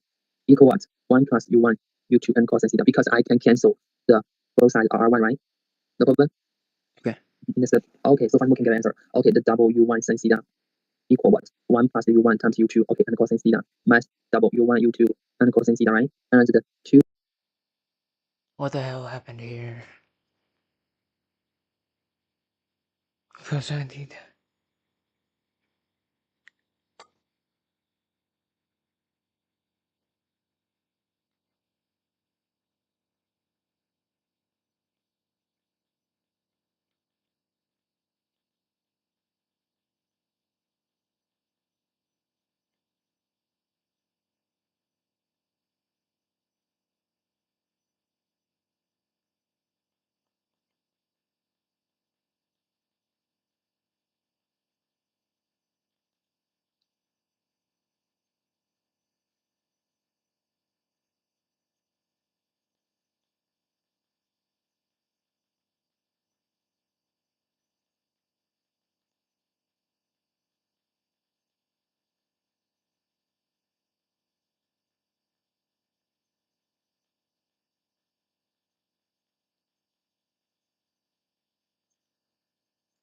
u1 sin theta. Okay, theta equal, take a factor 1 minus u1 u2, right? And cosine theta. Okay, okay, and we can relate to another side.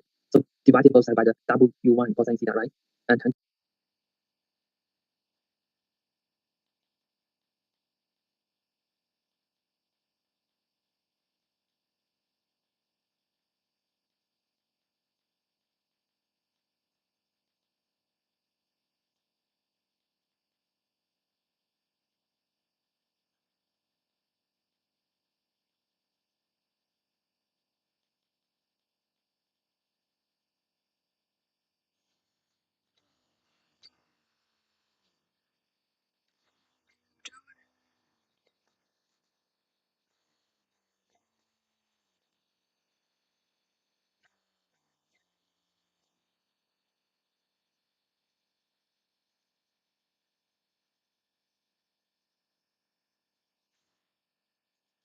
theta is the 1 minus u1 u2 over w1, right? Because I divide both sides, right?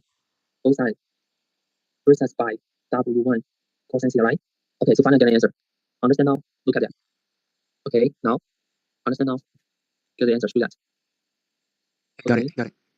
Okay, the process a little bit complicated, right? The two topic, right? Okay, so it might be a little bit complicated. So, and I will send a note to you, and you need to analyze the every detail steps, right? Okay, how to think, how to draw the free body graph, okay, and how to establish the horizontal and vertical equation, and how to establish the moment about point A, right? The two topic, right? Understand that?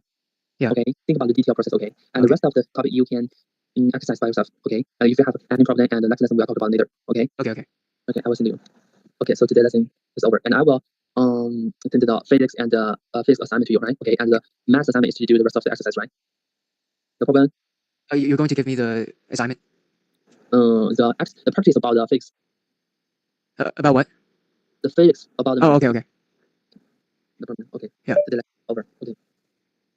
Okay. Thank you. Bye bye. Okay. Bye bye.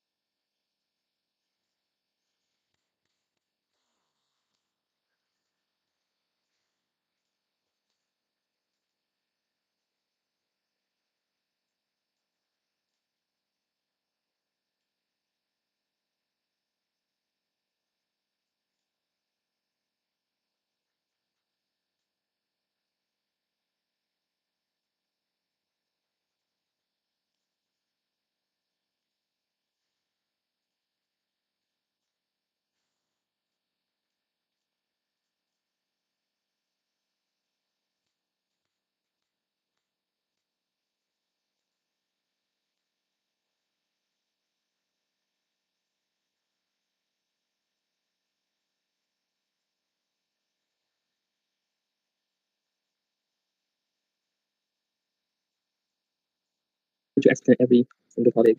Look at the line. Okay, the topic tells us there is a uniform ladder.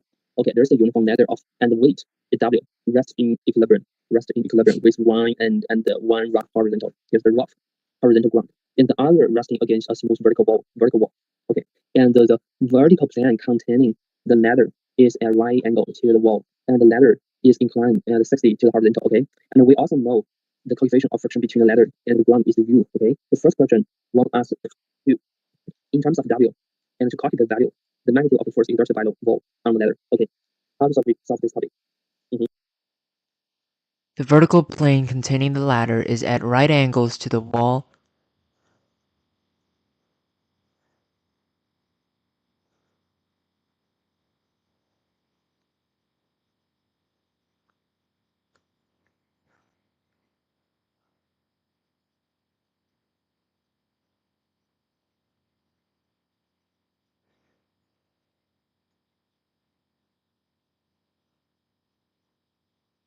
And the ladder is inclined at 60 degrees to the horizontal.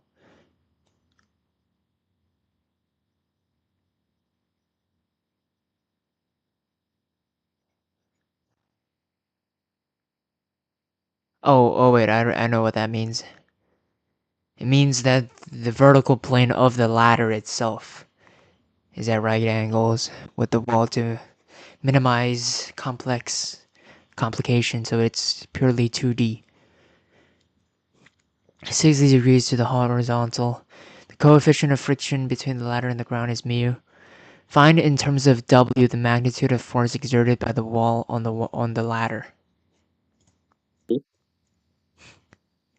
How to analyze?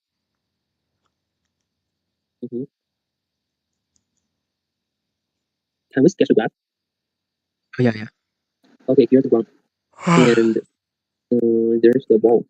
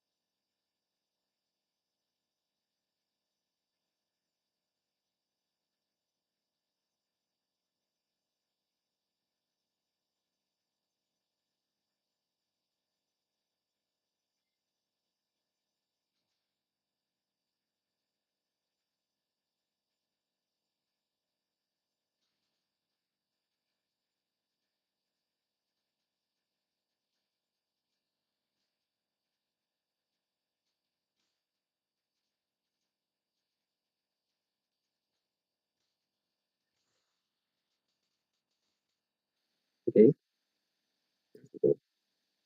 Okay. And here's the ladder, right? No problem. Okay. And this is the angle is the 60. Okay. And the friction is the U, right? Friction. Okay. And okay, no problem. No. This is ladder. Okay. First, we need to analyze which force that exerts on ladder. Okay. First, let's analyze this point. Okay. Which force? Which force?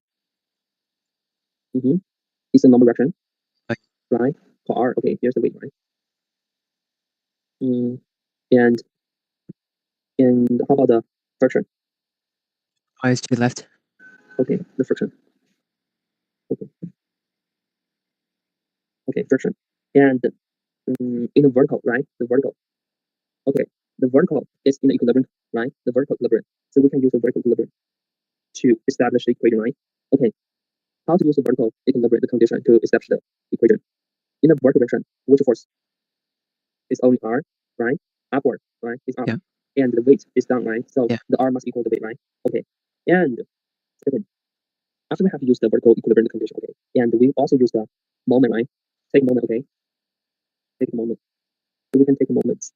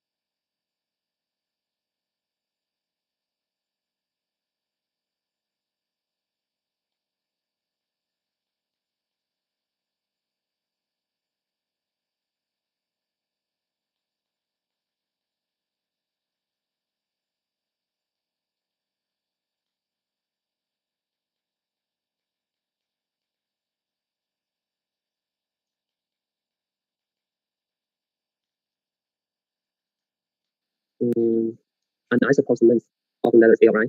Okay, so take a moment about the base. No problem. About the base of the letter, right? Okay. No problem, no. Okay. Understand? Here's the weight section. Okay. No problem, no. There's the normal action from the smooth wall, right? There's the smooth wall. Here's the normal action. And I suppose the S. Normal action. Normal reaction. Okay, smooth wall, right? No problem now. Okay, so if I take the moment about the base of ladder, okay, so we can establish the equation, right? Because the ladder now is equilibrium, okay? Equilibrium, which means what? Which means what? Which means the clockwise, right? The clockwise moment equal what? Equal what? Equal what? Equals the anti-clockwise. Yeah, the anti-clockwise. Okay, so now analyze the clockwise moment. Which force will produce the clockwise moment? Which force will produce the clockwise moment? The normal on the smooth wall. Okay, and the normal. So we can use what? If I take this one, if I take this point, it's the pivot line. Okay, given that the clockwise moment is the force, right? The normal force, okay, the problem. So it's the force times what? The length of the ladder is L, right? Okay, so here's the angle of 60, right? And I want to got this one, right? The problem, right? Okay, the length from the normal reaction from the smooth wall to the ground, the length is L times the sine, right? Okay, no problem now. So the clockwise moment is S times L, sine 60. No problem. Okay, understand that? Okay, right? Yeah. Okay, and for the anti-clockwise, okay, so which force will produce?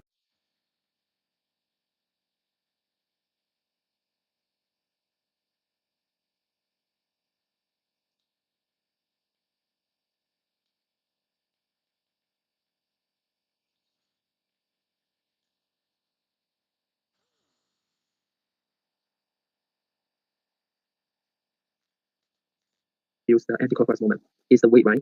Is the weight. Okay, so the weight that will produce the anticlockwise moment. Okay, here's the weight, W, and we want to calculate the distance, right? Is the horizontal, right? Okay, this one is the of the letter. Okay, so we got horizontal part. This one is the L over 2 times what? Is the cosine 60 degree, right? No problem now. Okay, and this is the weight. Why is it cosine? Why is it cosine? Because the horizontal part. Okay, the perpendicular is horizontal part because the weight is the downward, right? Yeah. Oh, I see. Okay. And so W times what? The horizontal part is the L over 2. And times what? Times cosine.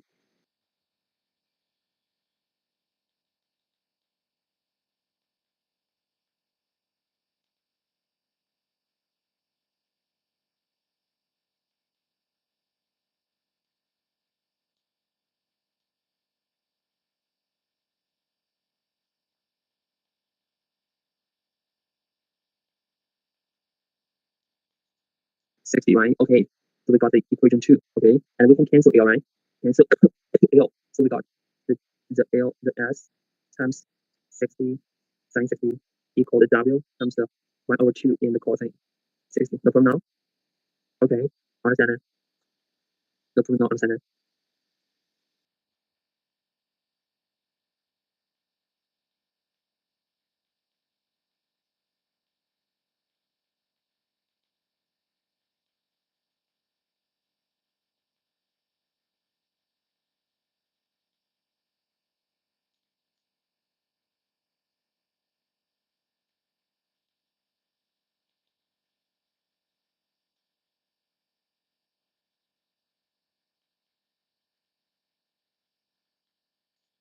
And we take the value, okay? The S times sine 60 is the square root 3 over 2 and equal the W times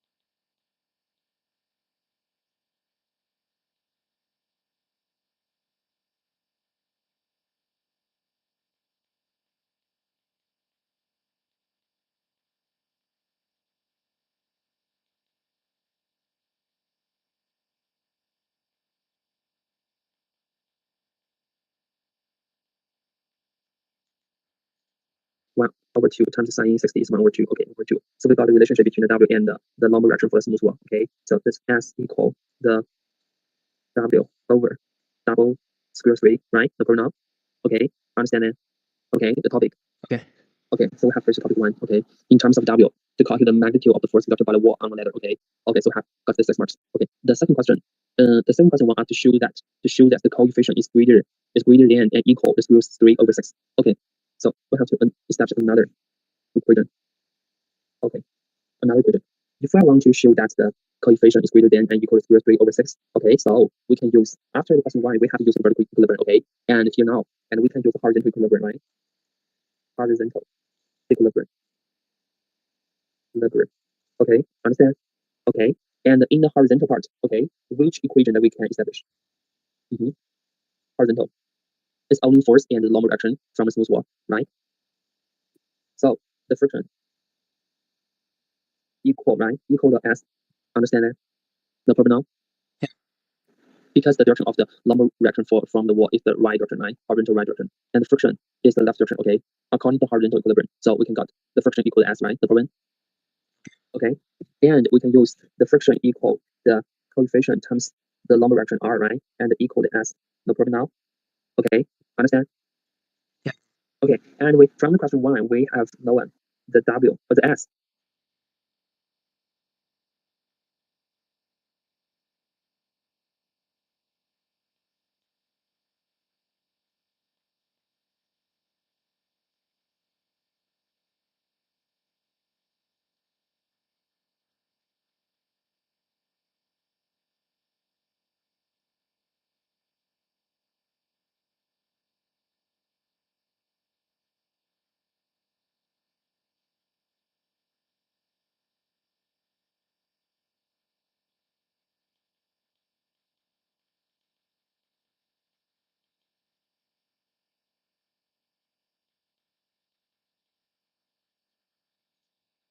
equal the W over the double square root 3, right? Okay, come back.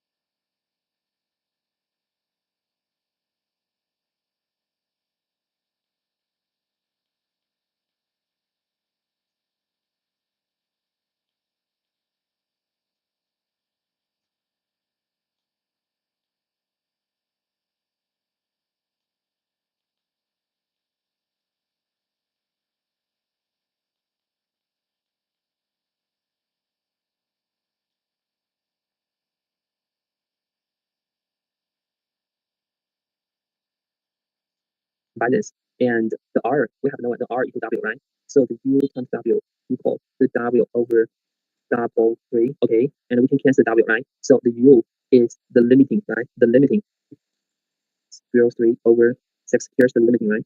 And right now, this is limiting. It's the limiting equilibrium, right? Okay, understand? Right? So if you want the whole object is always equilibrium, okay, so the U must greater than and equal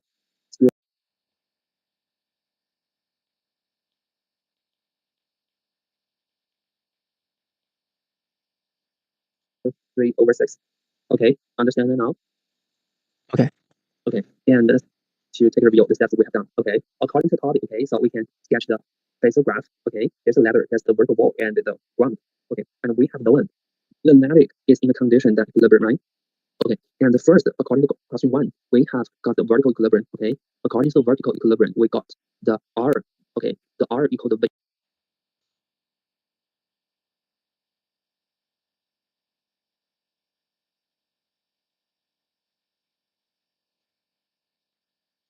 8W, right? And second, take moments about the base of the ladder, okay, about base of ladder, and we can got the clockwise moment equal the anti-clockwise moment, okay? And we know it. We know the S is normal reaction from smooth wall. The S that produce the clockwise moment, okay?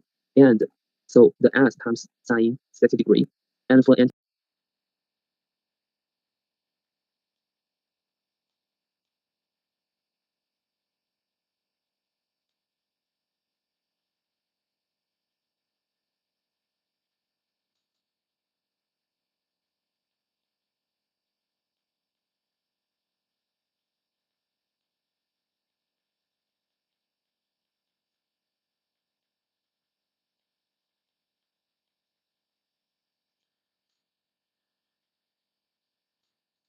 anti-clockwise moment, we know the weight that will produce the anti-clockwise moment. So we got W times 1 over 2 and times the cosine 60, right? The horizontal part, okay? And we cancel the W. Finally, we cancel the L. Finally, we got the S equal the W over double square 3, right? No problem. This is question 1, detail steps. Understand? Hello? Yeah. Okay. And look at the question 2. The question two want us to show that the coefficient, okay.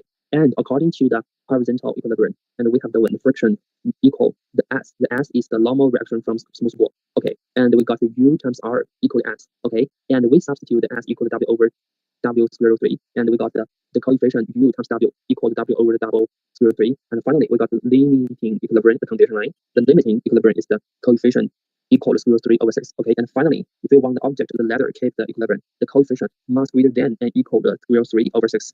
Understand now? Yeah. Okay, look at this, the question 10. Okay, the question have join the graph. Okay, we have a graph. A uniform, here the uniform road XY has a weight. The weight is 20 Newton and the length is 90 centimeter. The road rests on the two parallel pegs. Okay, here's the two parallel pegs.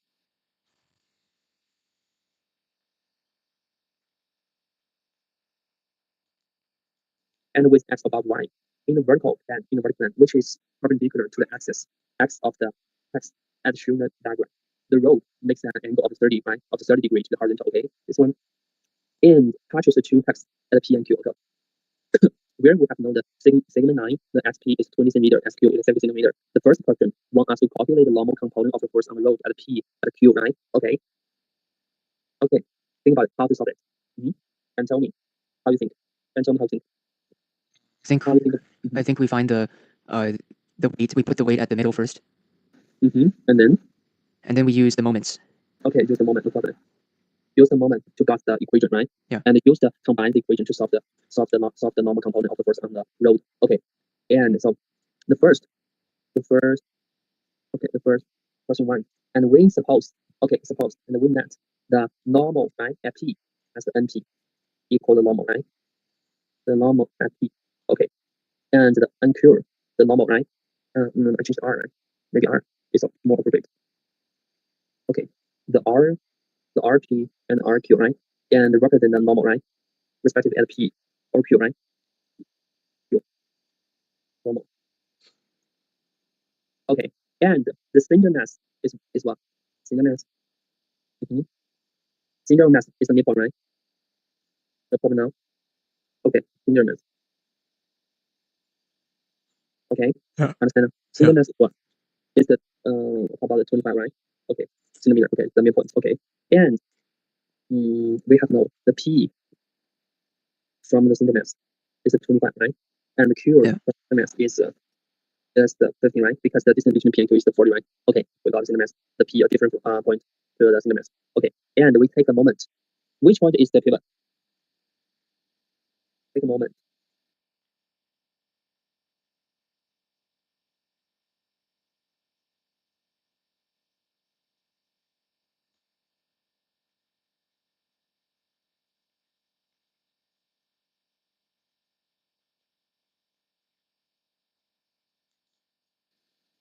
Take a moment about which point. Which point is appropriate? P, right? Okay, no problem. So P is the pivot. Okay, okay. If I take the moment about P, so we can get equation, right? The equation. We have now the weight is 20. Okay, so the 20 times the what? And we want to is the pivot.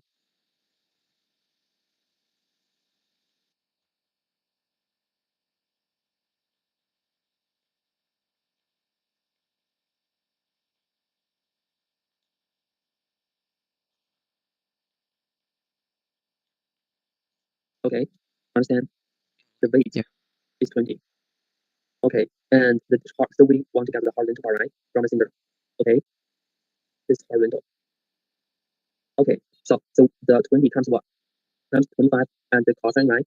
30, right? This is the horizontal part, right? Understand? Okay, no problem now. And equal what? There's normal. Okay, the normal AQ, Okay, the normal AQ and what? The normal.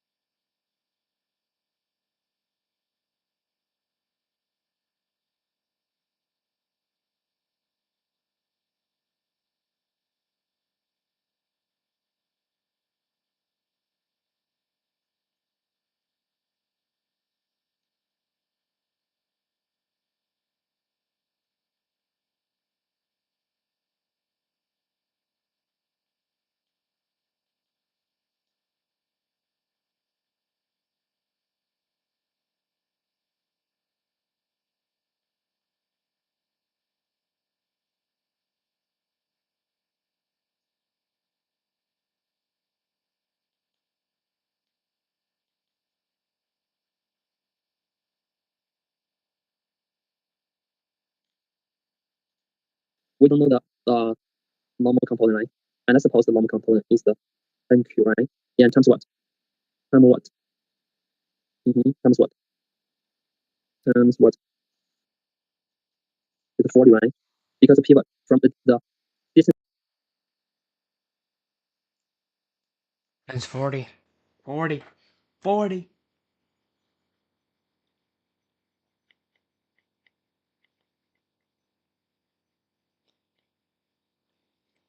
between the P and Q is the 40, right? And but I want the horizontal, right? Okay, so it's the 40 times the cosine 30, right? And cosine 30. Okay, and the separating variable.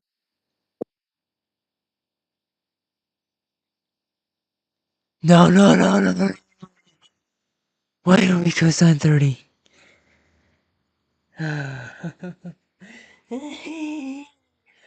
I'm a Sigma.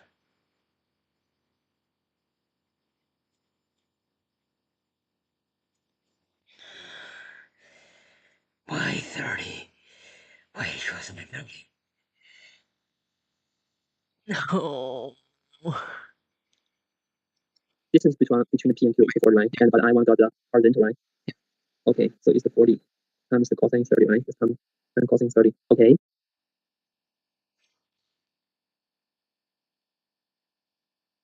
And the separating variable. Okay. And I found the NQ equal what? Equal to 20 times the 25 times the cosine 30 and over the 40 times the cosine 30, right? And finally we can get the answer, right? Understand? Understand? Okay, so the NQ, this one is 2. So we got this 12.5 Newton. Okay. Okay. After that, we can use the vertical equilibrium. Okay, to find the NP, right? The RP, right? The NP is the RQ, right? Understand? So for Okay. now, okay.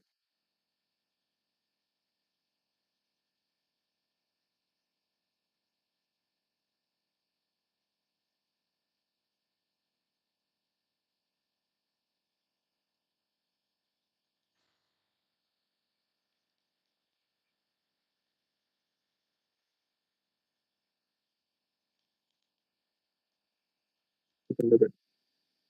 Okay, to find the N times the 25 times the cosine 30 and over the 40 times the cosine 30, right? And finally we can get the answer, right? Understand? Understand? Okay, so the NQ, this one is 2. So we got this 12.5 Newton. Okay. Okay. After that, we can use the vertical.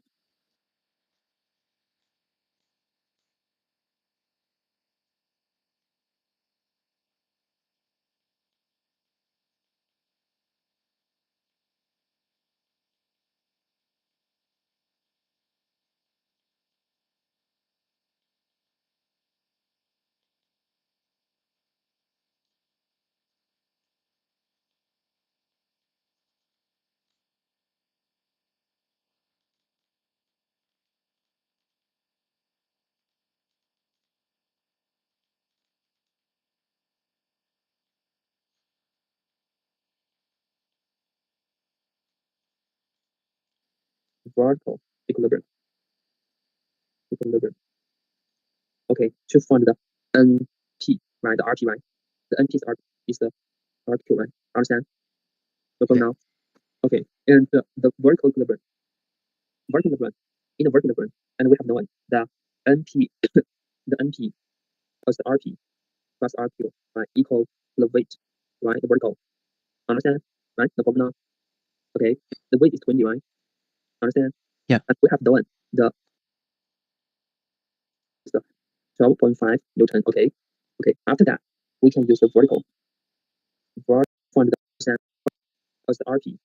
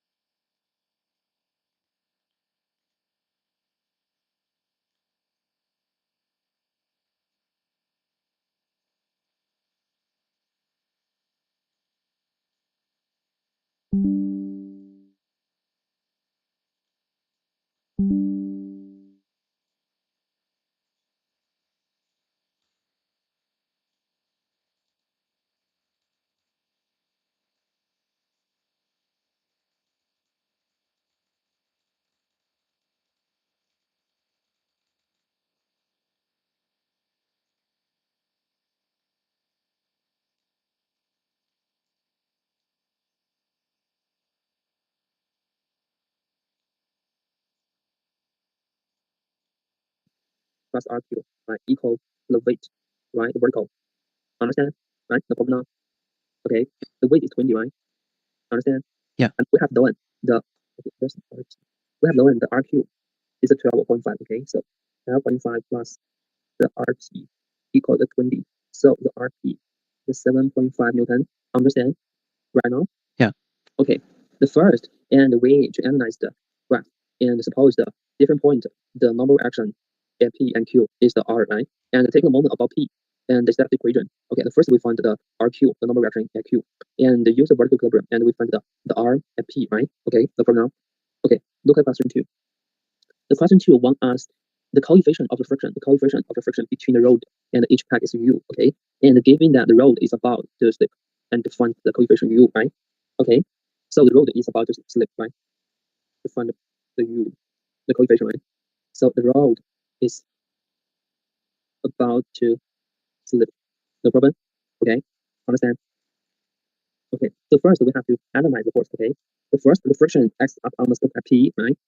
Understand? Yeah. Okay, first look at graph to find the friction. The friction acts up the slope at P. Okay, and down the slope at Q, right? At Q. Okay, so we can got the limiting friction, right? Limiting friction. So we can establish the equation. Okay, limiting equation. So I suppose the friction at P equal the coefficient and RP, right?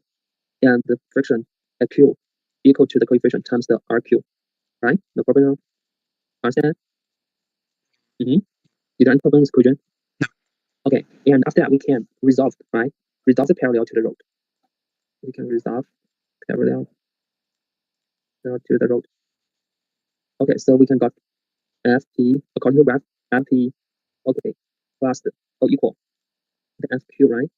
And plus the 20. The 20 is the weight, right? And times what? The sine. Okay, sine 30, right? Because I make the component, right? Understand? Make a component of weight, right? This one, understand? The 20 sine 30. Okay, understand? The problem? You don't have problem? No. Okay, and after that, and take the value into equation. This one is the U times the 7.5, right? And FQ for FQ, right? FQ is 12.5, is the U times 12.5 and plus the 20 times the 0.5. Okay, and finally we can get the 7.5 U equal to 12.5 and plus the 10, right? And finally we can get the shift is what? Mm-hmm. And we got the 5.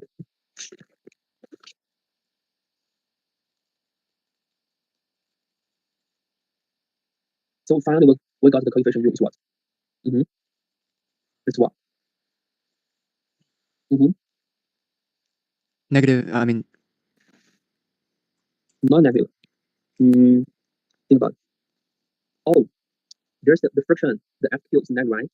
Okay, here's the negative. Okay, understand? Okay, because the friction is opposed to motion, right? So the friction the P and Q is the upward along the incline, right? Okay, so we got the 7.5 U plus the 12.5 U, right? And equal to 10, right? There's the 20 U, right? Is the 10, right? Finally, we got the U is what? The coefficient is what? Mm-hmm. 0.5. Yeah, 0.5. Okay, final good answer. Understand now? Look at graph. Okay, understand now? Yeah. Yeah. Okay, look at question. Okay, let's take a review. Yeah. First, after the question 1, we have found the different normal reaction at P and Q. Okay, and question 2, Okay, and we have first we have to distinguish the friction, the direction. Okay, the friction direction. Okay, the friction is the opposed motion line. Okay, so we have no the friction direction is the incline upward along the incline line. Okay, and the component of weight is the downward along the ramp line along the incline. Okay, and so we can establish the equation, right? This one. Okay, this one and this one. Okay, so FP plus FQ, right? Equal what? 20 times sine and 30, right? Understand? Now, okay, and combine the question 1 we have calculated the value, take into equation, right? And I'm gonna go work out.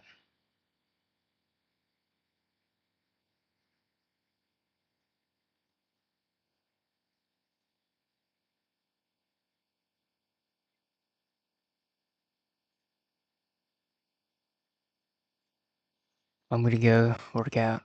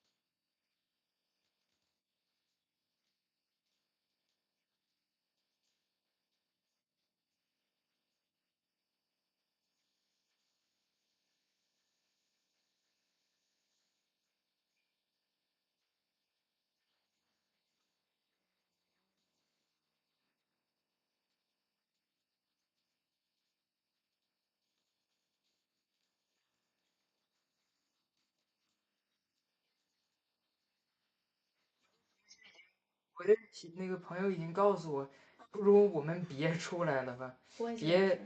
他告诉我你那么紧张，我也这么紧张，我们下周再见一面。然后呢，下周也别见了。不是真的，那个嗯，见一面，然后呢他的课停了，我也开始一整天12个小时学习。还有你那些拳啦这那的，能停一些停一些。6月份我的拳都已经没打过了。哦，OK，好的，可以。那你现在就得把早上的时间往外拿了，对不对？我每天都是8点起来，然后又睡着。我8点起来了，已经睡了8个小时，然后睡着，然后一起来又12点又睡了4个小时，每天睡12个小时。那你不如让你自己睡到10点钟，然后再起，或者睡到11点钟，然后起来真的起来出去溜达溜达，把所有的脑子全逛明白了，然后再说。这个味道不同。不好你就给我呀。不是，不同。嗯。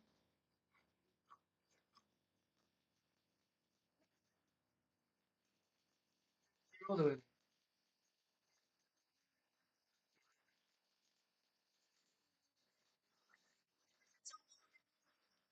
味道可以。反正我又加了不少料进去，完我吃起来还是姜木头渣子。我告诉阿姨，以后不准他给我这么做鸡肉了，太难吃了。行，我不能等着你了，加油吧，好吧。哦，明天阿姨那什么想吃啥？还是你想自己做牛肉？阿姨不在家，明天假期吗？星期二。哦，咱出去呗。妹肯定不肯出去，她礼拜一有考试，她要复习的。啊，我也不行，我明天晚上带她学习。这种的话，咱就只能那牛排也行。做牛排吧，就那2个牛排煎一下，然后炸个是那什么20分钟，咱就出餐了，咱们好吧？明天晚上。中午的时候给你们做点啥？中午我自己出去。那你就给妹妹带点披萨，带点那什么回来。啥？麦当劳之类的。给她带个套餐回来吧。不。麦当劳行啊。早点起来吧，11点就去吃就得了，行吗？行。呀，自己也睡醒了，然后之后给带点回来，回来12点多钟就学习了。你行。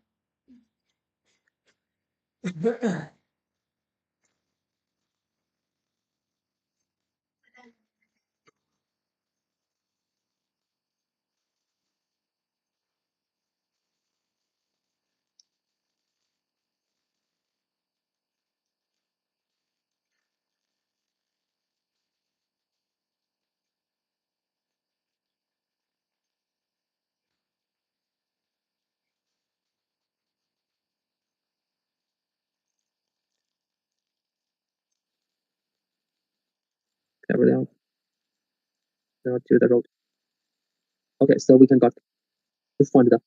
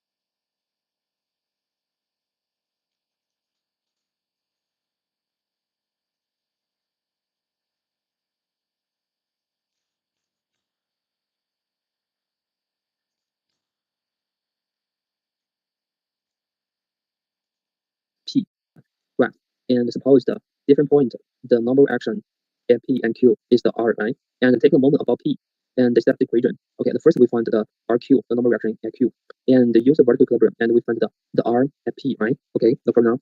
Okay, look at question 2. The question 2 wants us the coefficient of the friction, between the rod and each pack is U, okay? And given that the rod is about to slip, and to find the coefficient U, right? Okay, so the rod is about to slip, right? To find the U, the coefficient, right? So the rod is about to slip. No problem? Okay, understand? Okay, so first we have to analyze the force, okay? The first, the friction acts up on the slope at P, right? Understand? Yeah.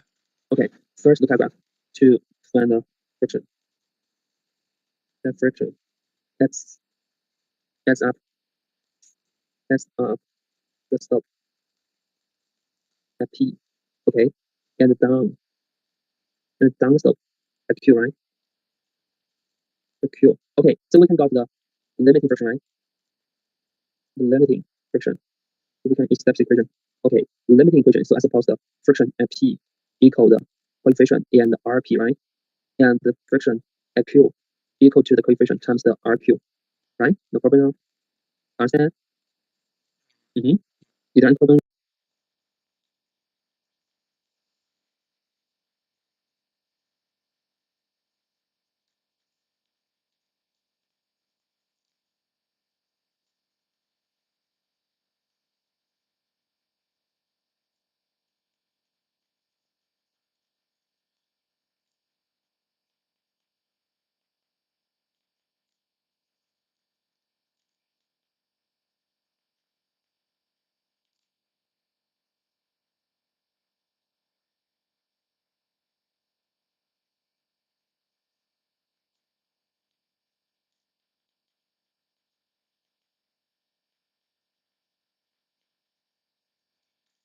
This equation. Okay, and after that we can resolve, right? Resolve the parallel to the road.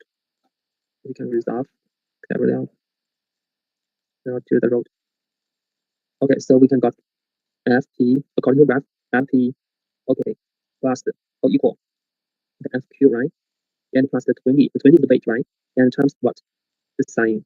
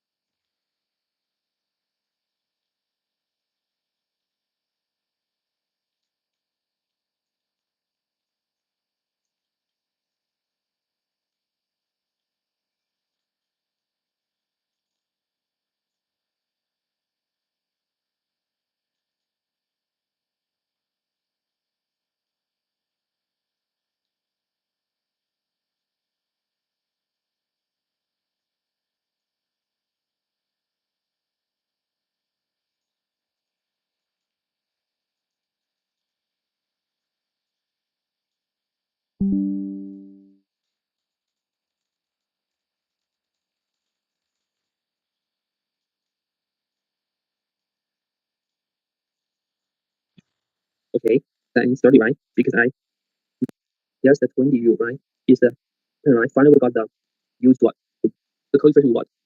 0.5. Yeah, 0.5. Okay, finally, we got answer. Understand now? Look at graph. Okay, understand now? Yeah. Okay, look at question. Okay, let's take a review. Yeah. First, after the question 1, we have found the different normal reaction at P and Q. Okay, and question 2. Okay, and we have to distinguish the friction, the direction. Okay, the friction direction. Okay, the friction is the opposed motion, right? Okay, so we have no the friction direction is the incline upward along the incline, right? Okay, and the component of weight is the downward along the ramp, right? Along the incline. Okay, and so we can establish the equation, right? This one. Okay, this one.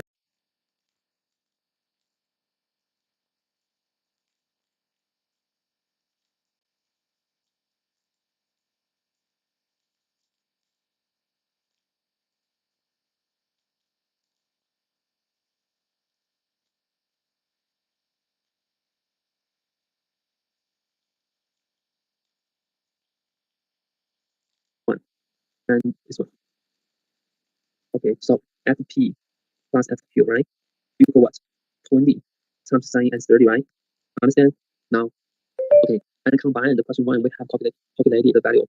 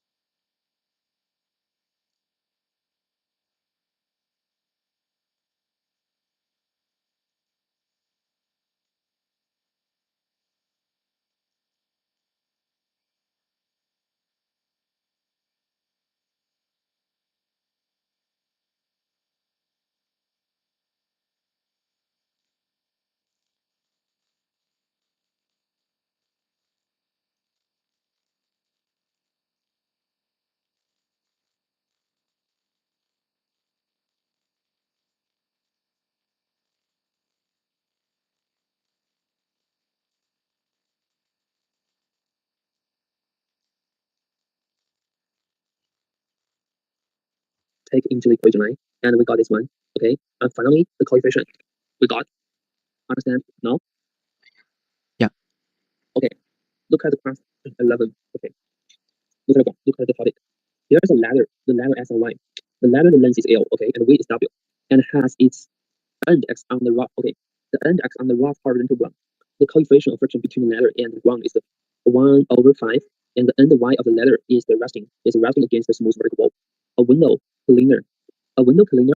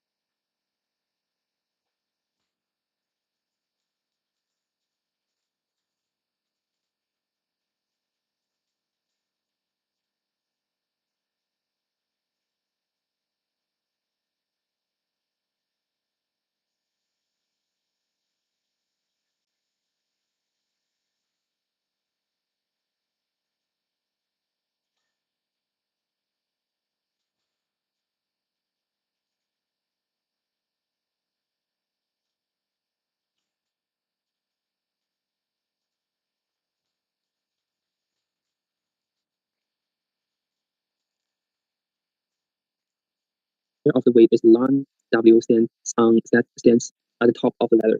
To stop the ladder from slipping, the window cleaner's assistant applies the horizontal force. The force magnitude is P to the ladder X towards the wall. The force acts in the direction which is perpendicular to the wall. Okay, and the ladder rests in equilibrium in a vertical plane perpendicular to the wall and makes the angle theta with the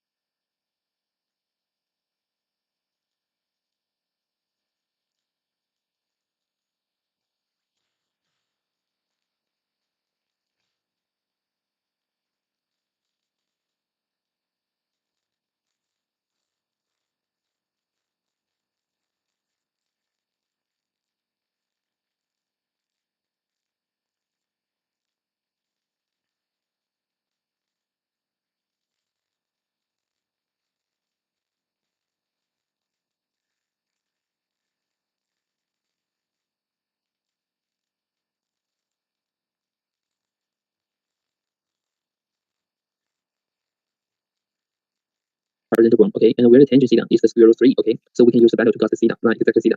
And the window cleaner is modeled as the particle, and the ladder is modeled as the uniform row. Okay, the question one want us to find what in terms of W, the reaction of a wall on the ladder. Okay, think about it. How to use the laws to solve the equation one. We have the uniform ladder, the length W. Okay, the ladder length is W. Okay, and the length is L. The weight W, and there's a smooth. Okay, there's a smooth.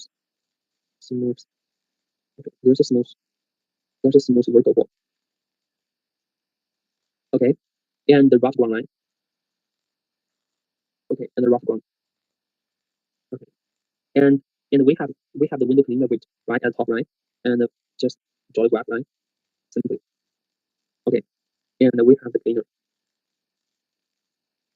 weight non W at the top. Understand the formula? Yeah. Okay, and there's the tangent theta. Okay, and we have known the tangent theta is square root 3. Tangent theta square root 3. Okay, tangent theta square root 3 represents theta is the 60 degree. Okay, the first question one.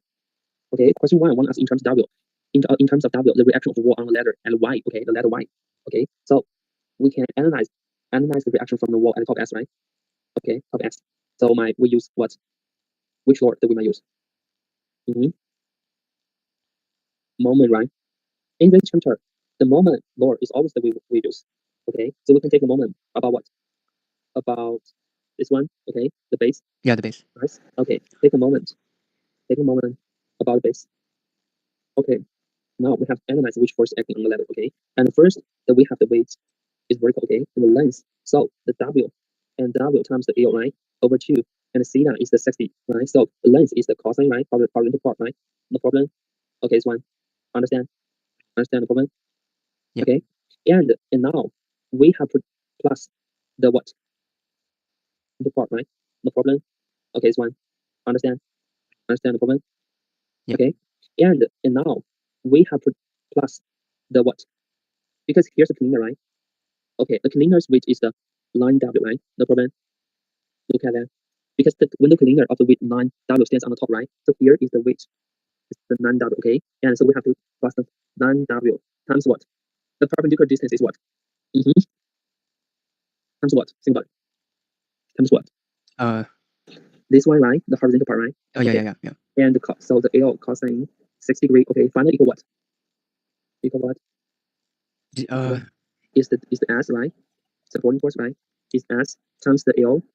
The vertical is the L base sine 60, right? Understand? Yeah.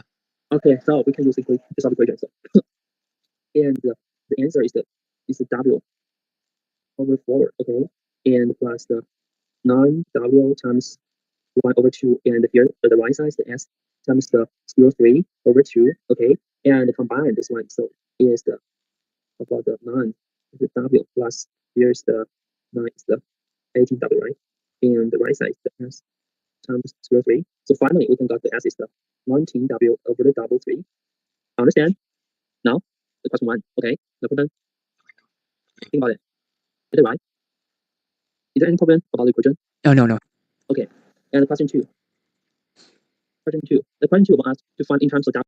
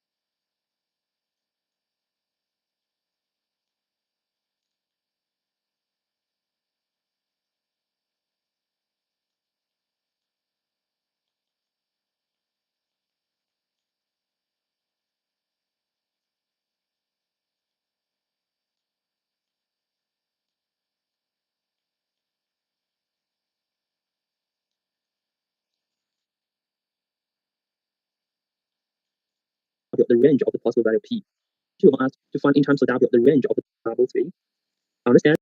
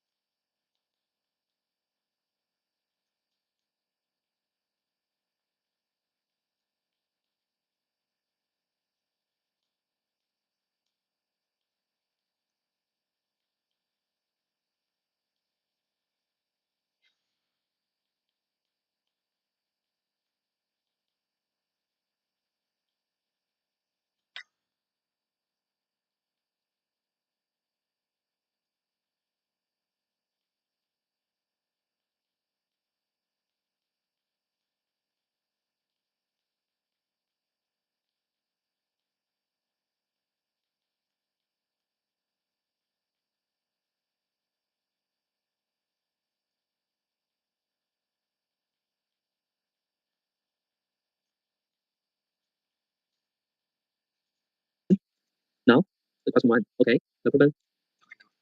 Think about it. Is it right? Is there any problem about the equation? No. Okay. And question 2. Question 2. The question 2 wants us to find in terms of W the range of the possible value P for which the ladder remains in equilibrium. Okay, for the range of the possible value P. Okay, and so we have to use the redounding force. Okay, because the object keeps the equilibrium, right? The range. So we use the range of P for equilibrium. And so we use the horizontal, right? Horizontal. Okay, horizontal. How to analyze this one? So at P, right? P plus what? Friction, right? Okay, equal. This is S, right? Yeah. Equal S, right? Understand? Yeah. Okay, and F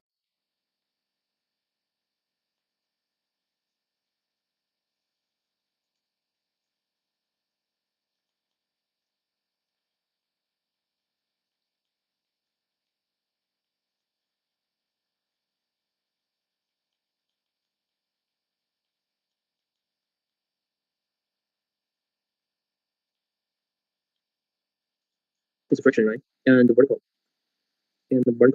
Okay, and the vertical in the vertical equilibrium. So the R equal the W plus the line W, right? It's a turn W. Okay, understand? So here's the limiting. Here's the limiting friction. Friction is what? The force, right? The force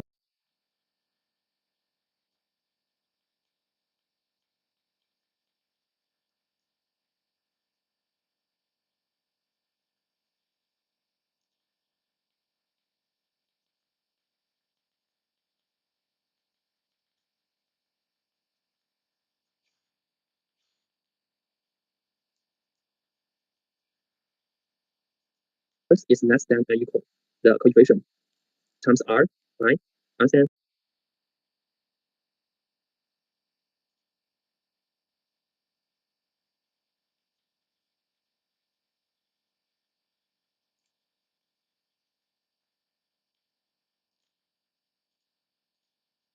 Is a turn mu W, right?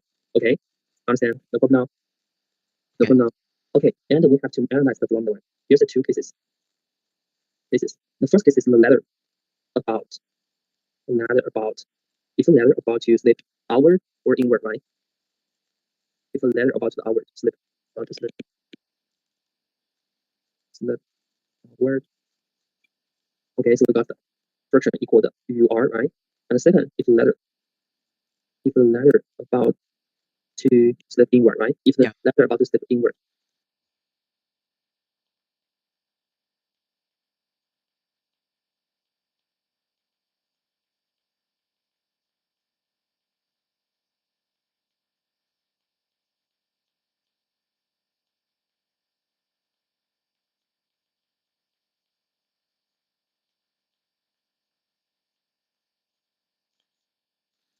Okay, so we can got the friction equal to negative, right? R, right?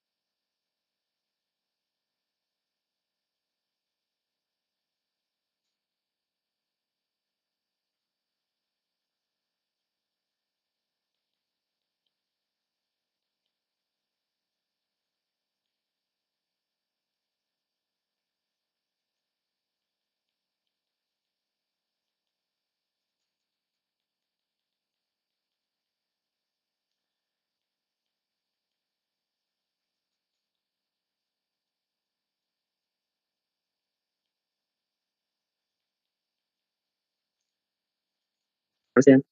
And we can combine this one. Okay, take this equation, right? Understand? No problem. No problem.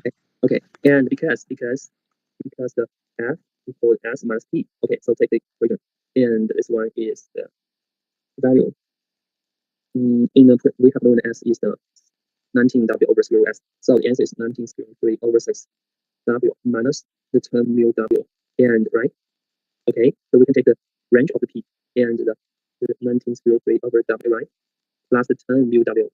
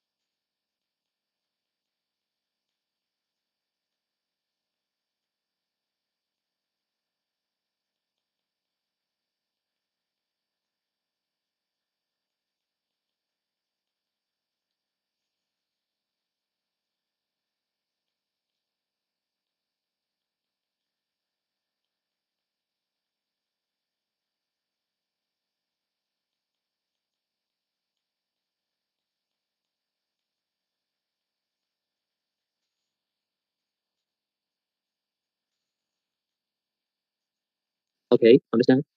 No problem now. Uh-huh. Well, understand. Yeah, okay.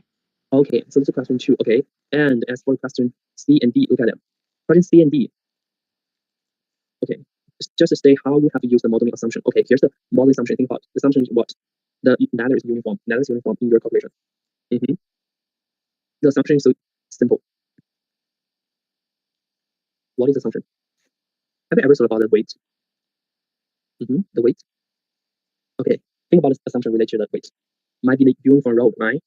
because in this topic we use the law related to uniform road, right? Understand? Yeah. So the assumption must be related to the uniform road. So okay, as for uniform road, so the weight, okay, so the weight mass, right? Mass x and the midpoint, right? Okay, and the midpoint of ladder, right? No problem now. Understand?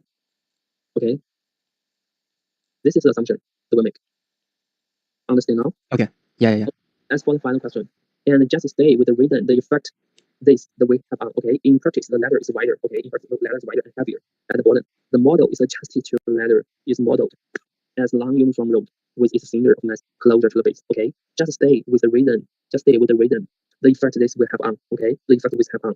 This is the question one. The magnitude of the reason of the reaction of the wall on the ladder and why. Okay, think about it. The question one. How to respond? The magnitude of reaction of the wall on the ladder and why.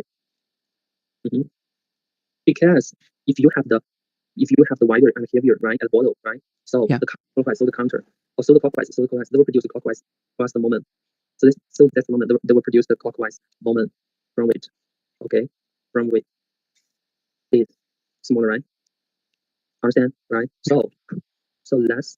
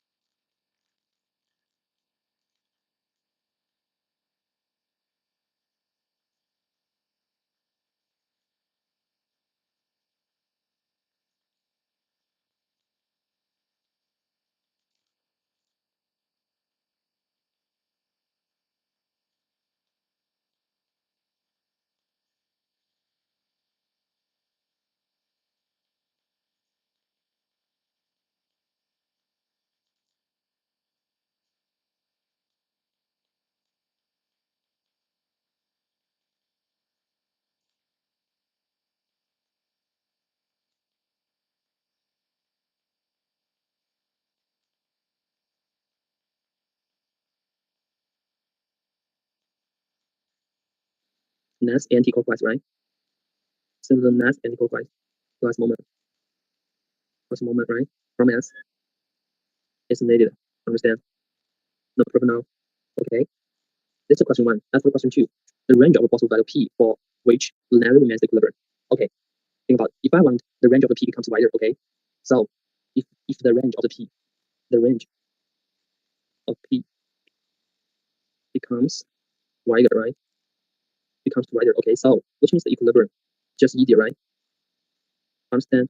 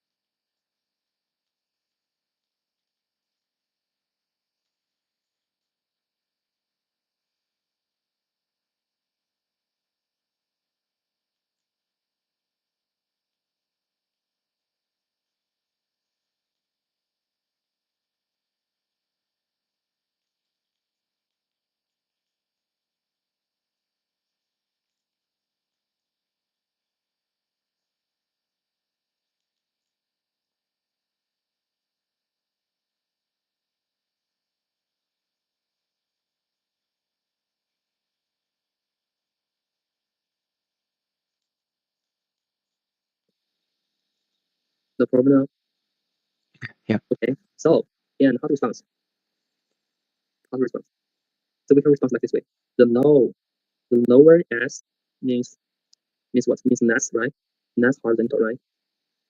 Horizontal force required. Understand? And which means the ladder. Okay, ladder. Okay, the ladder is more stable. Understand? This one. Okay. Okay. The three questions is a little bit complicated. Okay. And I will send the note for you, but you after that. Okay.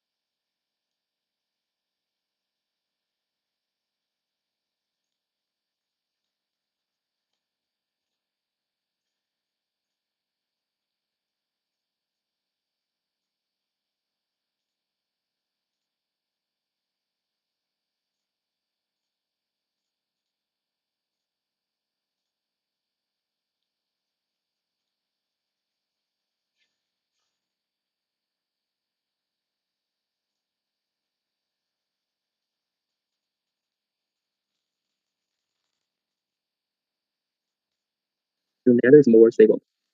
Understand? This one. Okay. Okay. The three questions is a little bit complicated. Okay. And I will send the note for you, but you after the lesson, you use the notes to analyze every single question. Okay. Every single question. Okay. Think about the Okay. process and the details and why I write in this way, why I use this law. Okay. Understand? This is a math part. Okay. No problem. Yeah. Okay. And I will give you the new homework. Okay. Remember to do it. Okay. Remember to do it. Okay.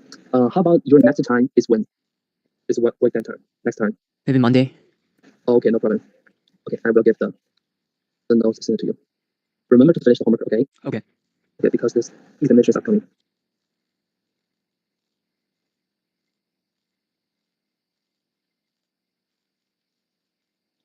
Okay, today's the lesson's over. Okay, and I will give your homework, and you need to finish it. Okay, I will. Yeah. Okay, bye bye. Okay, bye bye.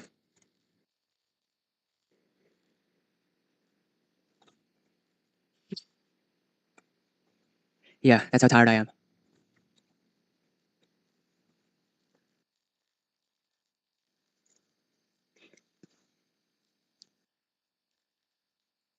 Also, you normally will the experience through the long medicine, right? Okay, and we have learned the studies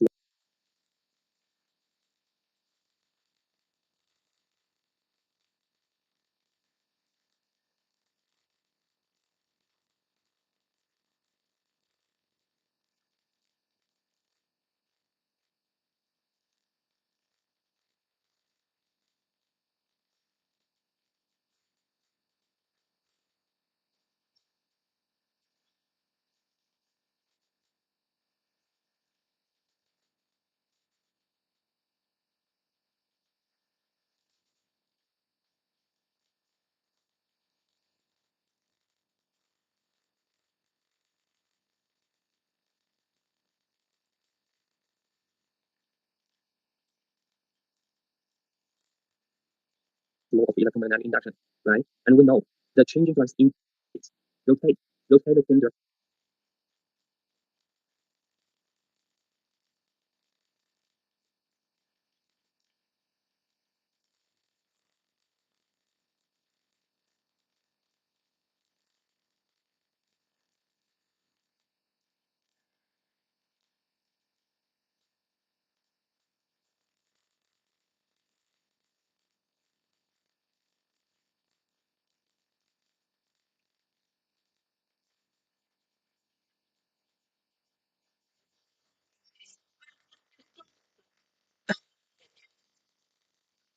刚才刚把那个揍了一顿。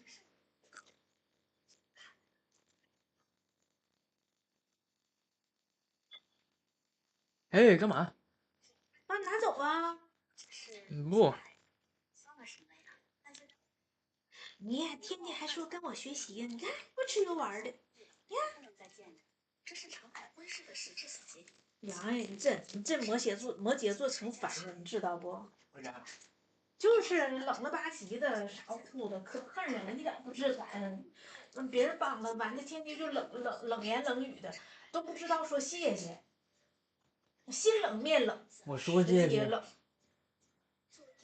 从来不知道说谢谢。我说呀。你说呢？你说谢谢妈妈，我爱你，说呀。我敢。我是你妈呀！你看，哎，宁可在我面前呱唧呱唧在那舔手指头都不说一句话，可不是东西了。我跟你说，可不是东西了。你过来抱抱，进来。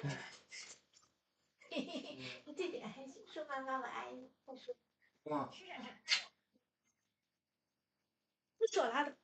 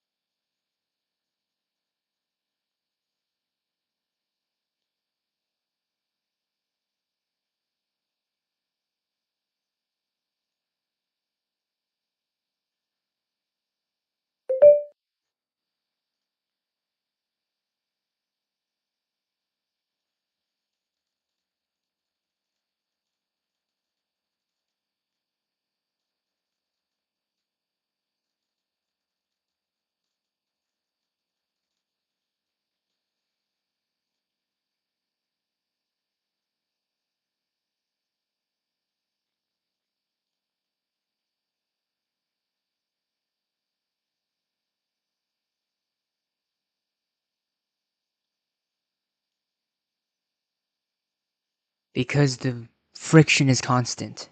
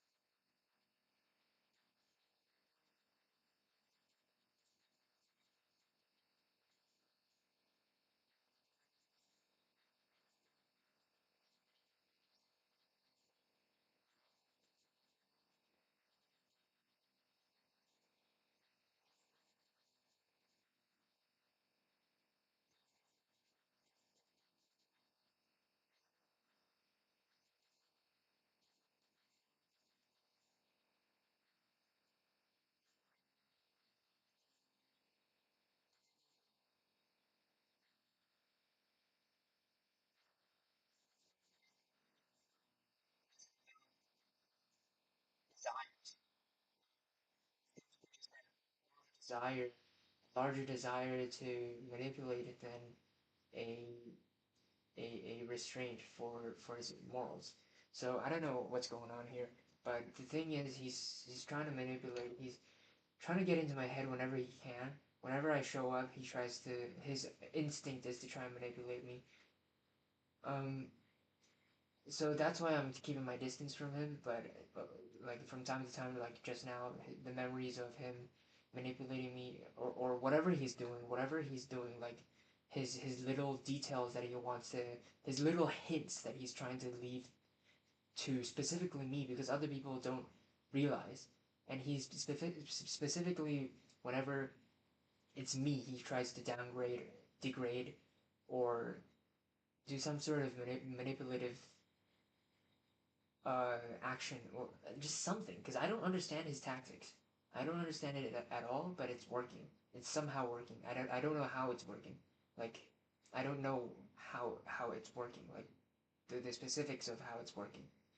So just wanted to be aware of that and just wanted to say like be careful next time you meet him.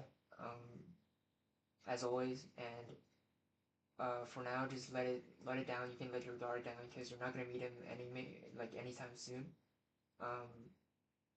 You're not gonna meet him for the coming months probably, and hopefully that remains constant. And when I get into university, I get to completely detach from him.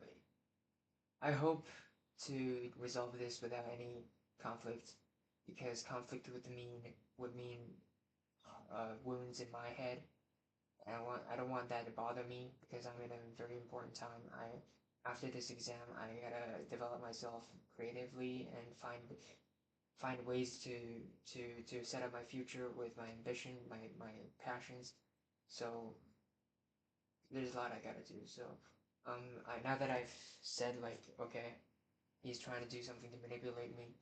He's obviously doing something, and he's not planning to stop. So I don't know. For now, I don't have enough evidence, and oh yeah, the thing I wanted to say is even if I pick up his hints, even if I pick up his hints, and realize that oh shit, he was trying to put down me, he was trying to laugh at me, he was trying to do something to harm me, mentally, emotionally.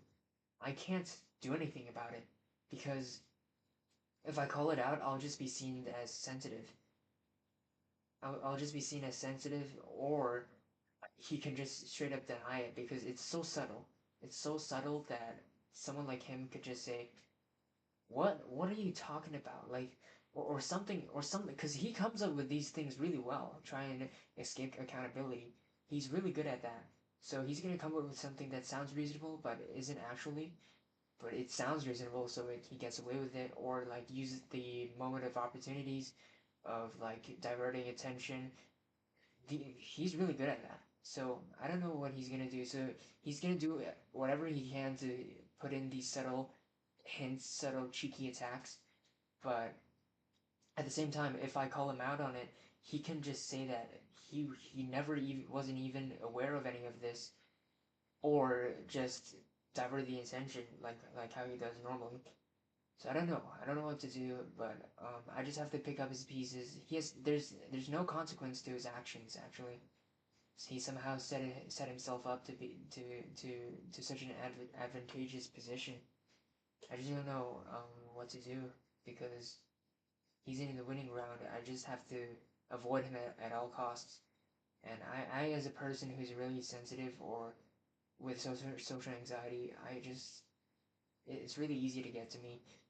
But I don't know. It's just stay away from him, man. I think that's enough. I spent 8 minutes talking here. I hope everything that I wanted to get off my chest, I got off. Just mainly wanted to say, like, he lacks accountability, and at the same time, he set it up in the circumstance, in a context that he doesn't have to really take any responsibility for what he has done. So there's no consequence to his actions, and at the same time, he's trying to get into my head without any consequences to his actions. So I don't know, man. Uh,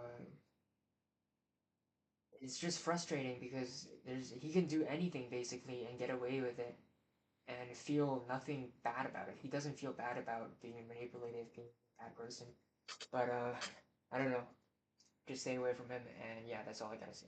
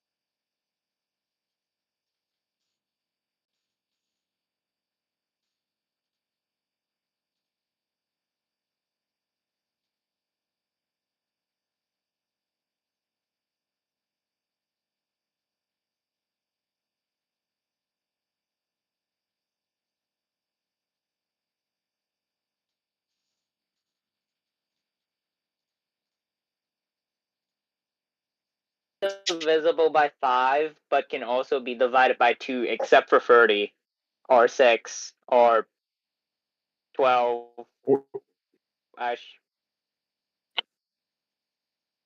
Six? Okay, Actually, okay. 12 actually Hi, can Chris. We're be. talking about how to make grenades. Six. We're trying to make a grenade. Six cannot be Hold up. divisible. Why were you walking Yeah, so so slow? 5 and Bro, 2. bro. What do you mean? Or maybe 5 I and was playing 2, you so at slow except Except motion 10 because of 10. my and internet. 20 and 3 and like. No, I was Okay, Inky, there's like a lot of I was opening a drink. So you're saying Oh, divisible by 2 or Yeah. 5, but not a factor of doing 10? math Is that what question? you're saying? Actually, you know what? I'm just gonna do 10. No, Thank you very much. they're making Okay, then grenades. 20. They're Yeah, making what about 20? grenades, Chris. It doesn't sound like it. They are. Do you guys know I how to know make a there's a. sundial? No? Yeah. Oh. Hey, so Are you? Lewis, how Walking big back of a home. spring do you think Where I'll are need you? to, like, power this shit? Skate park across the street. It's closed now. Go skating. Why is this hidden? Why is this hidden? I didn't even bring my skateboard. I just went to the skate park to sit down, to sit there. I just wanted to sit and draw. I'll be completely dead ass with you, Q-Dog. I didn't even, like, I asked you, but I didn't actually think you actually knew how to skate. I'm not really good at it though. I recently only started learning. Well, yeah, sounds Hey, I about have right. 2 skateboards. Chris, next time you should come to my place and we can skate. Okay. Not in the skate park Next time though. when Why not next in the time skate park? when I come to your place, I'm probably gonna destroy your walls with my Beyblades. Um, for some reason the skate park is not a skate park apparently, and then no, it's a skate park, right? But they don't allow you to skate there. You can only cycle in the skate park, Well, which that is doesn't sound like a skate park. That just sounds like a cycle park. yeah, perfect. So you're telling me it's a cycling park instead of a skate park, which means you've It's a lied to us. cycling. It's a cycling park. It's a skate park, but yeah, it's really stupid, right? Have you ever considered the fact that if you go skating on a cycling park, you will be shot? What? Wait, what? What do you mean I'll get shot if I go? Wait, hold up. I'm about to go into the elevator, so I might disconnect. Give me like 5 minutes. I don't think he knows what I mean by he'll be shot. What do you guys think? Because it's America. Who said anything about America? We're not in them.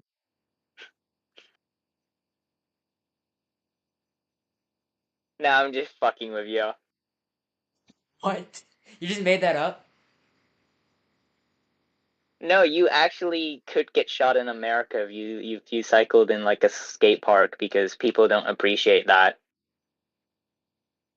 They're weird A like that. drive-by. They don't even drive you by. They won't waste gas money on your stupid ass if you skate in a cycling park.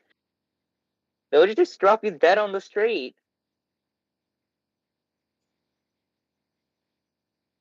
Am I sick? Okay, I'm probably cut out.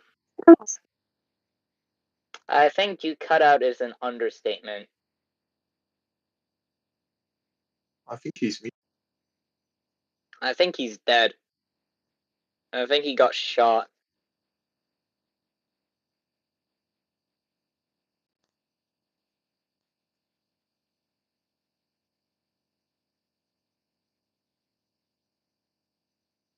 I can't believe Q-Dot got shot.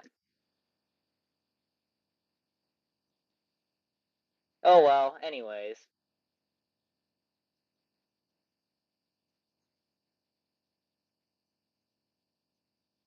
How have But you guys' day, Ben. What the hell is an internal locus of control? This is not understood.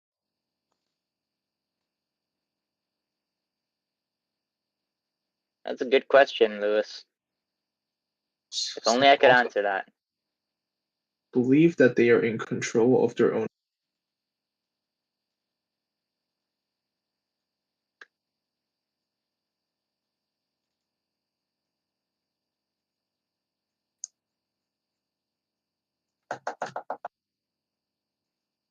I like how they mentioned not using jargon, and they use jargon. It's so cool.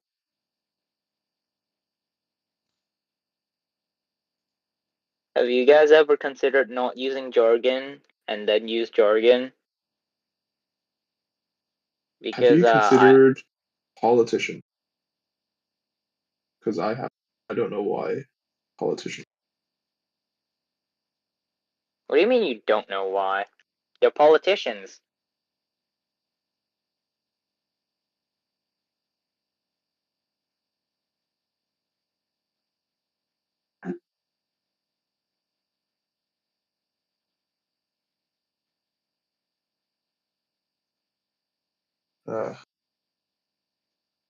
Genuinely though, I have no fucking clue why we're here at this point.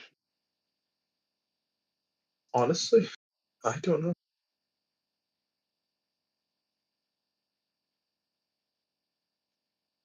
Let's see, this here. Riz?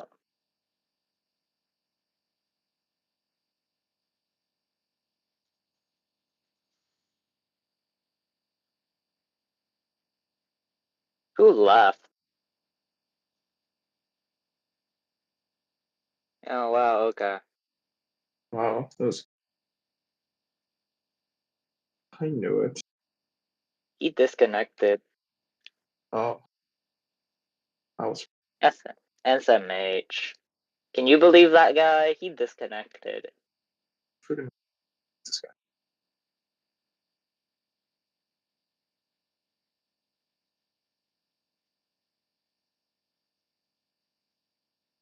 Oh my god, it actually clears.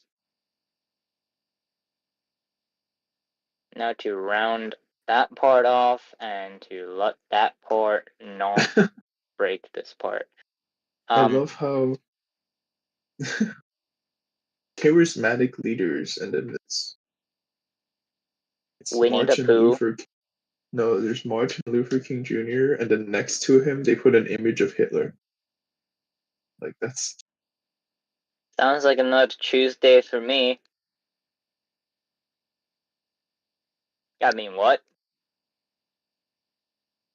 They put Hitler as a more charismatic leader than the five guys from Five Guys. That's. Who even remembers the guys from Five Guys? I don't. Do you remember the guys from Five Guys? That is true. The guys from Five Guys are. The guys from Five Guys or the guys from Five Guys? There's actually six guys. Oh no, it's the five sons. So this dad does not. So it's. Is this true? It's Jim, Matt, Pat, Ben, and Tyler. Matt Pat is sounds a like part Five of Guys. Five Guys? Oh my god. Okay, well that's wrong because Matt Pat's real name is Matthew. This is.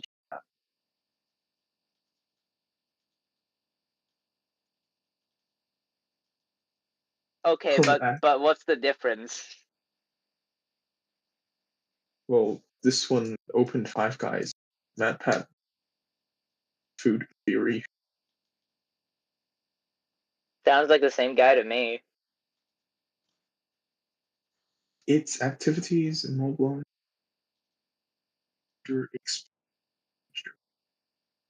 I like how bro just gave up explaining. Sorry, I'm looking at my notes. Yeah, true and fair.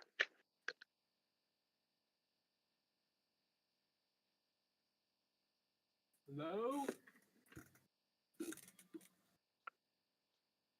I'm home. Wait, can you guys hear me? I can't believe he's home. Oh my god, I'm lagging. Hold up.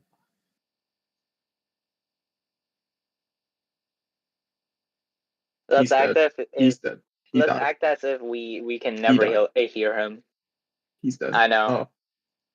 What do we just ignore? Yeah. It'd be funny, trust me. Also me having the stupidest joke in history.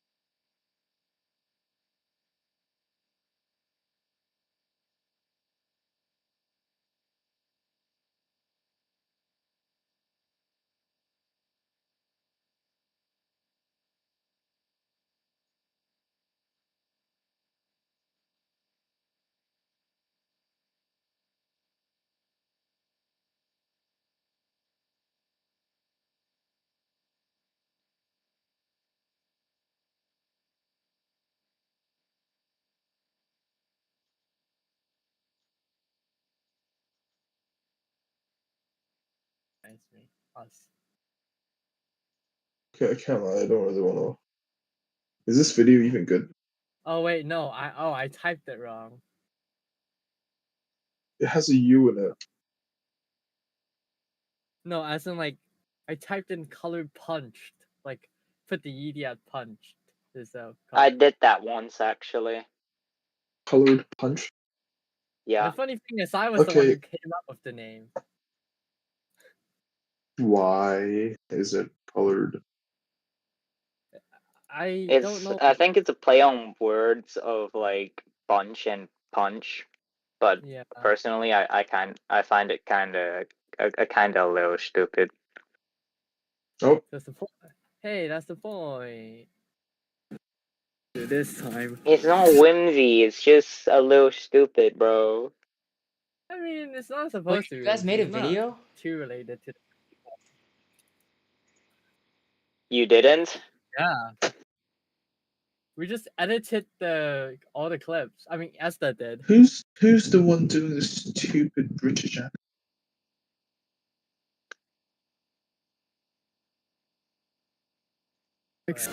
Oh, that's Gugu. Oh, this. Oh. Oh, was it that one? Chrissy boy, Hey.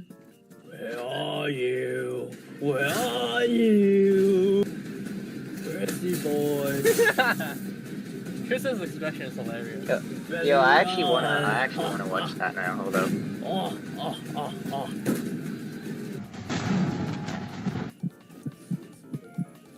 Enable launch activity. Ah, this stupid guy. Yo, dude, close your mouth. Hold up, let's wait for should we wait for Enki? I stopped it.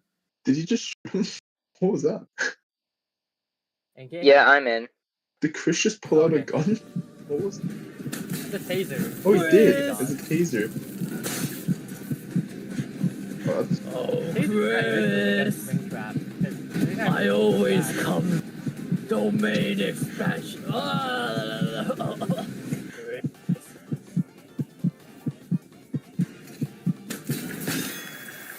You should have said imaginary technique white. Oh, cute dog. Come out wherever you are. Daddy's here. Oh boy. Why are you not saying anything? You're too scared of me? Oh, little boy, Daddy's coming.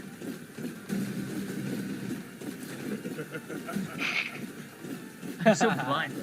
Your bro is blind.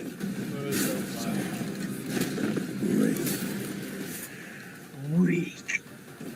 Come out, boy. You're never gonna You find hit me. Okay, well, I lost. I'm... Oh no. I don't think bro realizes his cursor is where his axe goes. Stupid trap, no! Oh, what?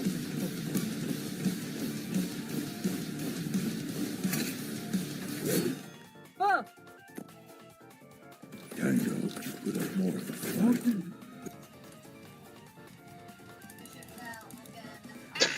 Is that the Okay, mimic? The mimic! My name is the hacking mimic. Oh yeah! Who's the mimic? Yeah!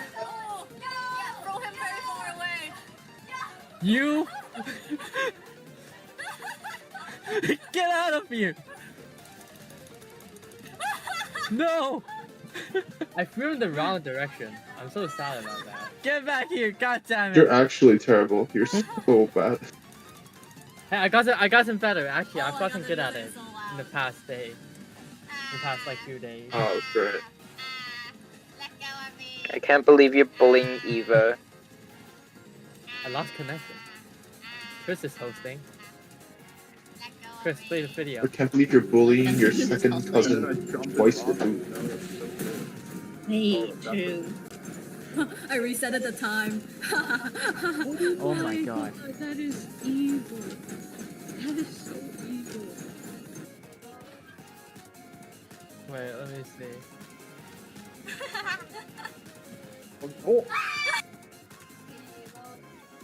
Wait, let me see.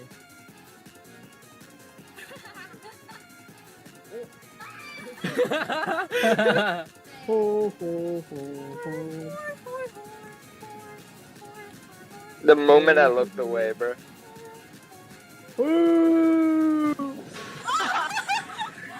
I No, I can't buy that shit. Why can't I?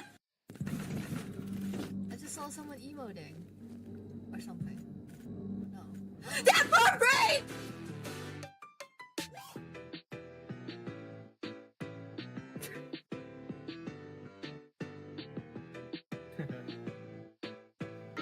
I'm gonna dislike the video. We will kill you with hammers. Multiple? Yes. Okay, I didn't mean to post this one, but if I should edit the 12-hour stream I did right here. I didn't do that. I should edit this. Didn't edit that video either. Neighbor's video that I can edit. Oh yeah, do that one as well.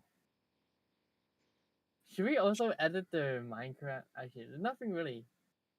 Not much goes on it. We should stream April Fool's update video. Yeah. It's We already got on 50 the views, channel. man. Yeah.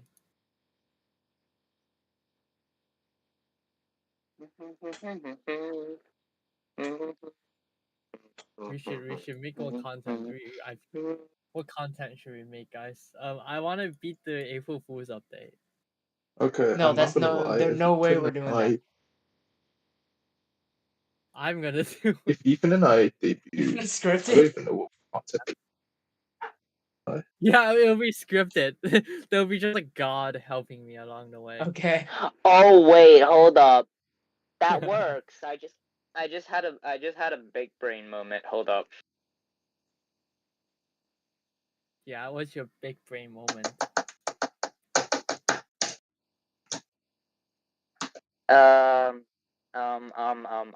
Sketch tool? No, I don't need sketch tool. I need a box.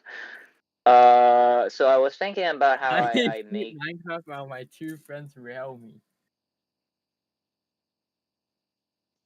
amazing title. 10 out of 10. Would watch again. Okay, but like genuinely, I was thinking about how I was going to make my Wait a second. gear power. Wait, Chris is streaming? Why would Chris not be streaming? Oh my god, I'm hearing Inky through the YouTube video. And it's delayed. Why are you hearing me through the YouTube video? That's streams very like rude. Clickbait. You never lost a virginity, and you never. He's waving at me, but delayed. That's so cool. Chris, your streams are clickbaited. Chris, your streams are too clickbaited. You know what? From now on, when your streams are you gotta at the end of the stream, you gotta act like you gone insane or something, man. It'll be funny. No, imagine too tired for that. Yeah, no, imagine this. Imagine like for the studying Omni-Man stream, someone like you invite me over, and I'll be like Omni-Man. I'll just walk up to you and be like, "I am Omni-Man" or something. That'll be funny. Studying until Omni-Man makes me his pet. Yes. No, next stream. Studying till Debbie turns me into a pet. That's crazy. And then maybe you put on like fake mustache at the end of the stream, and you're like wearing a red shirt, and then I just walk up. Okay, Omni, and then you start apologizing, and then I turn you into my pet. Omni-Man. And the stream ends. Omni-Man going to? If you're gonna dress up like a girl, could I recommend you contacting Luna? I mean, it's gonna be shitty. I'm just gonna. Wait, She won't. She won't let it look shitty. Trust me. I know. Oh. Yeah, I'm aware. I don't even know if these guys know who Luna is. She's one of my older classmates. Not Isn't Luna like a cat? That's from Sailor Moon. Yeah, think of Sailor Moon. Yeah, No, so no. Chris It's is a kind going of Sailor Moon. to. So you want Chris to dress up like a girl? He just has to hold the wand up and say, "Moon Prism Power, make up," and then it'll work. That's who you're asking, right? I'll be genuinely dead serious with you. That's not even her old name. There's a second name that she goes by. Are you talking about the cat from Sailor Moon, or are you talking about Luna, like the real life person? I don't know. Is that milk? Am I? Isn't her like name milk powder or something? That's actually that's what you know her by. Milk Isn't powder? that milk powder? Last time you guys came, we were playing Switch. It was like cute inky milk or something or whatever. No, it's It's no, absolutely what she he didn't knows say her milk. by. Oh She my did god. say milk powder. She said That her is username is that's milk pretty powder. funny. That is pretty funny. That's what you know her by. What? Am I wrong? He doesn't know. He doesn't know the secret sauce. What? It's funny because you're right. Secret sauce? Let me know. I want to know what's secret sauce. Is that how I sound like through this microphone? Wow. Yes, Yes. it's exactly what you sound like. Okay. Well, I'm gonna play a bit of Bite by Night. SMH without I love me. this game. Oh, you want to join? Yeah, join me. I'm so into this game.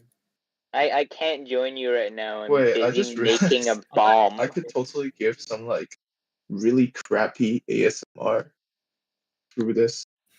I thought you Giving already like were. this is like low quality ASMR to study. Two. Is that even wide enough? I think that might be too wide, actually. Okay, 1, you guys 2, are 3. ruining my ASMR. Why? Not my problem. Do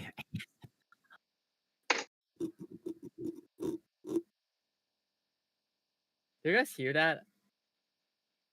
Okay, I'm watching the stream. As soon as I mentioned ASMR, Chris just like taps straight. I'm not. This feels like an invasion of privacy. Does that make sense? Does it ever make sense? I got bird brain, like the emo. Gasp. Heavily. I also got low courtesy. This is the dance I would do when I'm rage baiting Chris. Man, I sound kind of hot. This is awesome. I beg your pardon. Hey, self love is great. Yeah, you do sound hot. Gas. But the low courtesy dance is very funny. This is how I treat Chris sometimes. This is how I feel sometimes when Chris telling me I'm rage baiting him. Not what? You know the meme? The what? The one that Ethan talked about. The meme that Ethan talked about. Doing hips left and right like that. Yeah, the meme. You know the meme that Ethan was talking about. The what? That's the dance you're gonna do when you're rage baiting me. Right. Yeah. If I realize I'm rage baiting you, like I would do that dance. Like if You I'm rage idiot! baiting I'm gonna kill you. Why am I doing it like this? But most of the time, I didn't even know I was rage baiting you, so it's unlikely. Like so, like if I'm not doing the dance, then it's unintentional, basically. I Lewis, I'm generally cannot being tell when I'm actually rage baiting you or not. It's Lewis, funny. I'm being stupid. Yeah? Are you sure? What's up? Are you sure? Are you sure? I'm trying to make a ripcord for my gear, and I just realized I can do so much less just by cutting half of it. That? Suppose you could. What? Are you join me? Anki, are you gonna join me? I'm like working on something nobody fucking asked for, so I don't. Sounds. Anyone want to? Anyone? I know Chris can't play, but anyone else want to join? No. Hold up. Question. What's your question? What's your question? Don't springs actually get less powerful the further away you are from the full compression?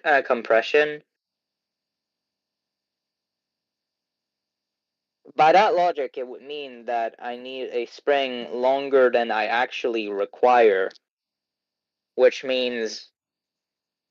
Oh, I'm over here. And there's a generator. Damn. Okay, good. What? What the hell happened to the midterm exam? Okay. Damn. Wow. I only got an 18, but somehow I'm the top in my class. Don't worry, Lewis. I got like the 18 shittiest is... score and still somehow got half of my class. What? Oh, the killer crit. Oh my god, This is people did hyper not... surfing. People were not... Okay, at least I'm top of class. What did I... Oh, I need to see my exam. I need... Have I ever mentioned to you guys that I'm still having DSE and I'm Yes, just you chilling have. here? I wish I you could help you more, but unfortunately, I'm not exactly a grades tutor. You do realize I kind of just am fucked anyways, right? There's like no difference. Uh, Why the fuck is this one taking so long? That one's just. What the f. Why the animatronic? Okay, well, I'm glad I'm top of the class, but I'm surprised I'm top of the class with... Why is Wait, this one what do I even taking do? the longest? Oh, I'm not a minute. 70%. This is like 70%, right? Around that, give or take? Damn. Man. Oh, Hopefully I get a higher grade on my final, then... Yeah, this is like 70%, that's crazy. Wait. What's the median again? This one's taking till April 4th. Or not April 4th. April 25th. God damn it. I can't read. Oh. The fact that the average is a failure grade is kind of messed up. Like, what happened to this exam? I didn't think it was that bad, but apparently not. Apparently it's... Did people cheated in this exam? How did this happen? Bro, they can't even cheat properly? That's crazy. Bro, I have a higher grade, and I didn't... Like, what I don't I actually don't know. Maybe... I mean, to be fair, you know what the truth is? It's that they didn't even tell us, like... I mean, I guess they're not... They didn't really talk about how you're supposed to answer any questions. But, like, God, the final exam. I'm not looking forward to that anymore. Oh, thankfully I did well on my presentation.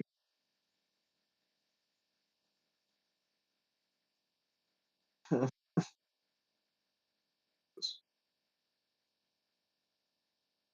I'm going to krill some. Someone's gonna be krill. What is this? Ah! Nuh-uh. Oh, my photo. The photo. Okay. Apparently, my AI generated photo is not just not good enough.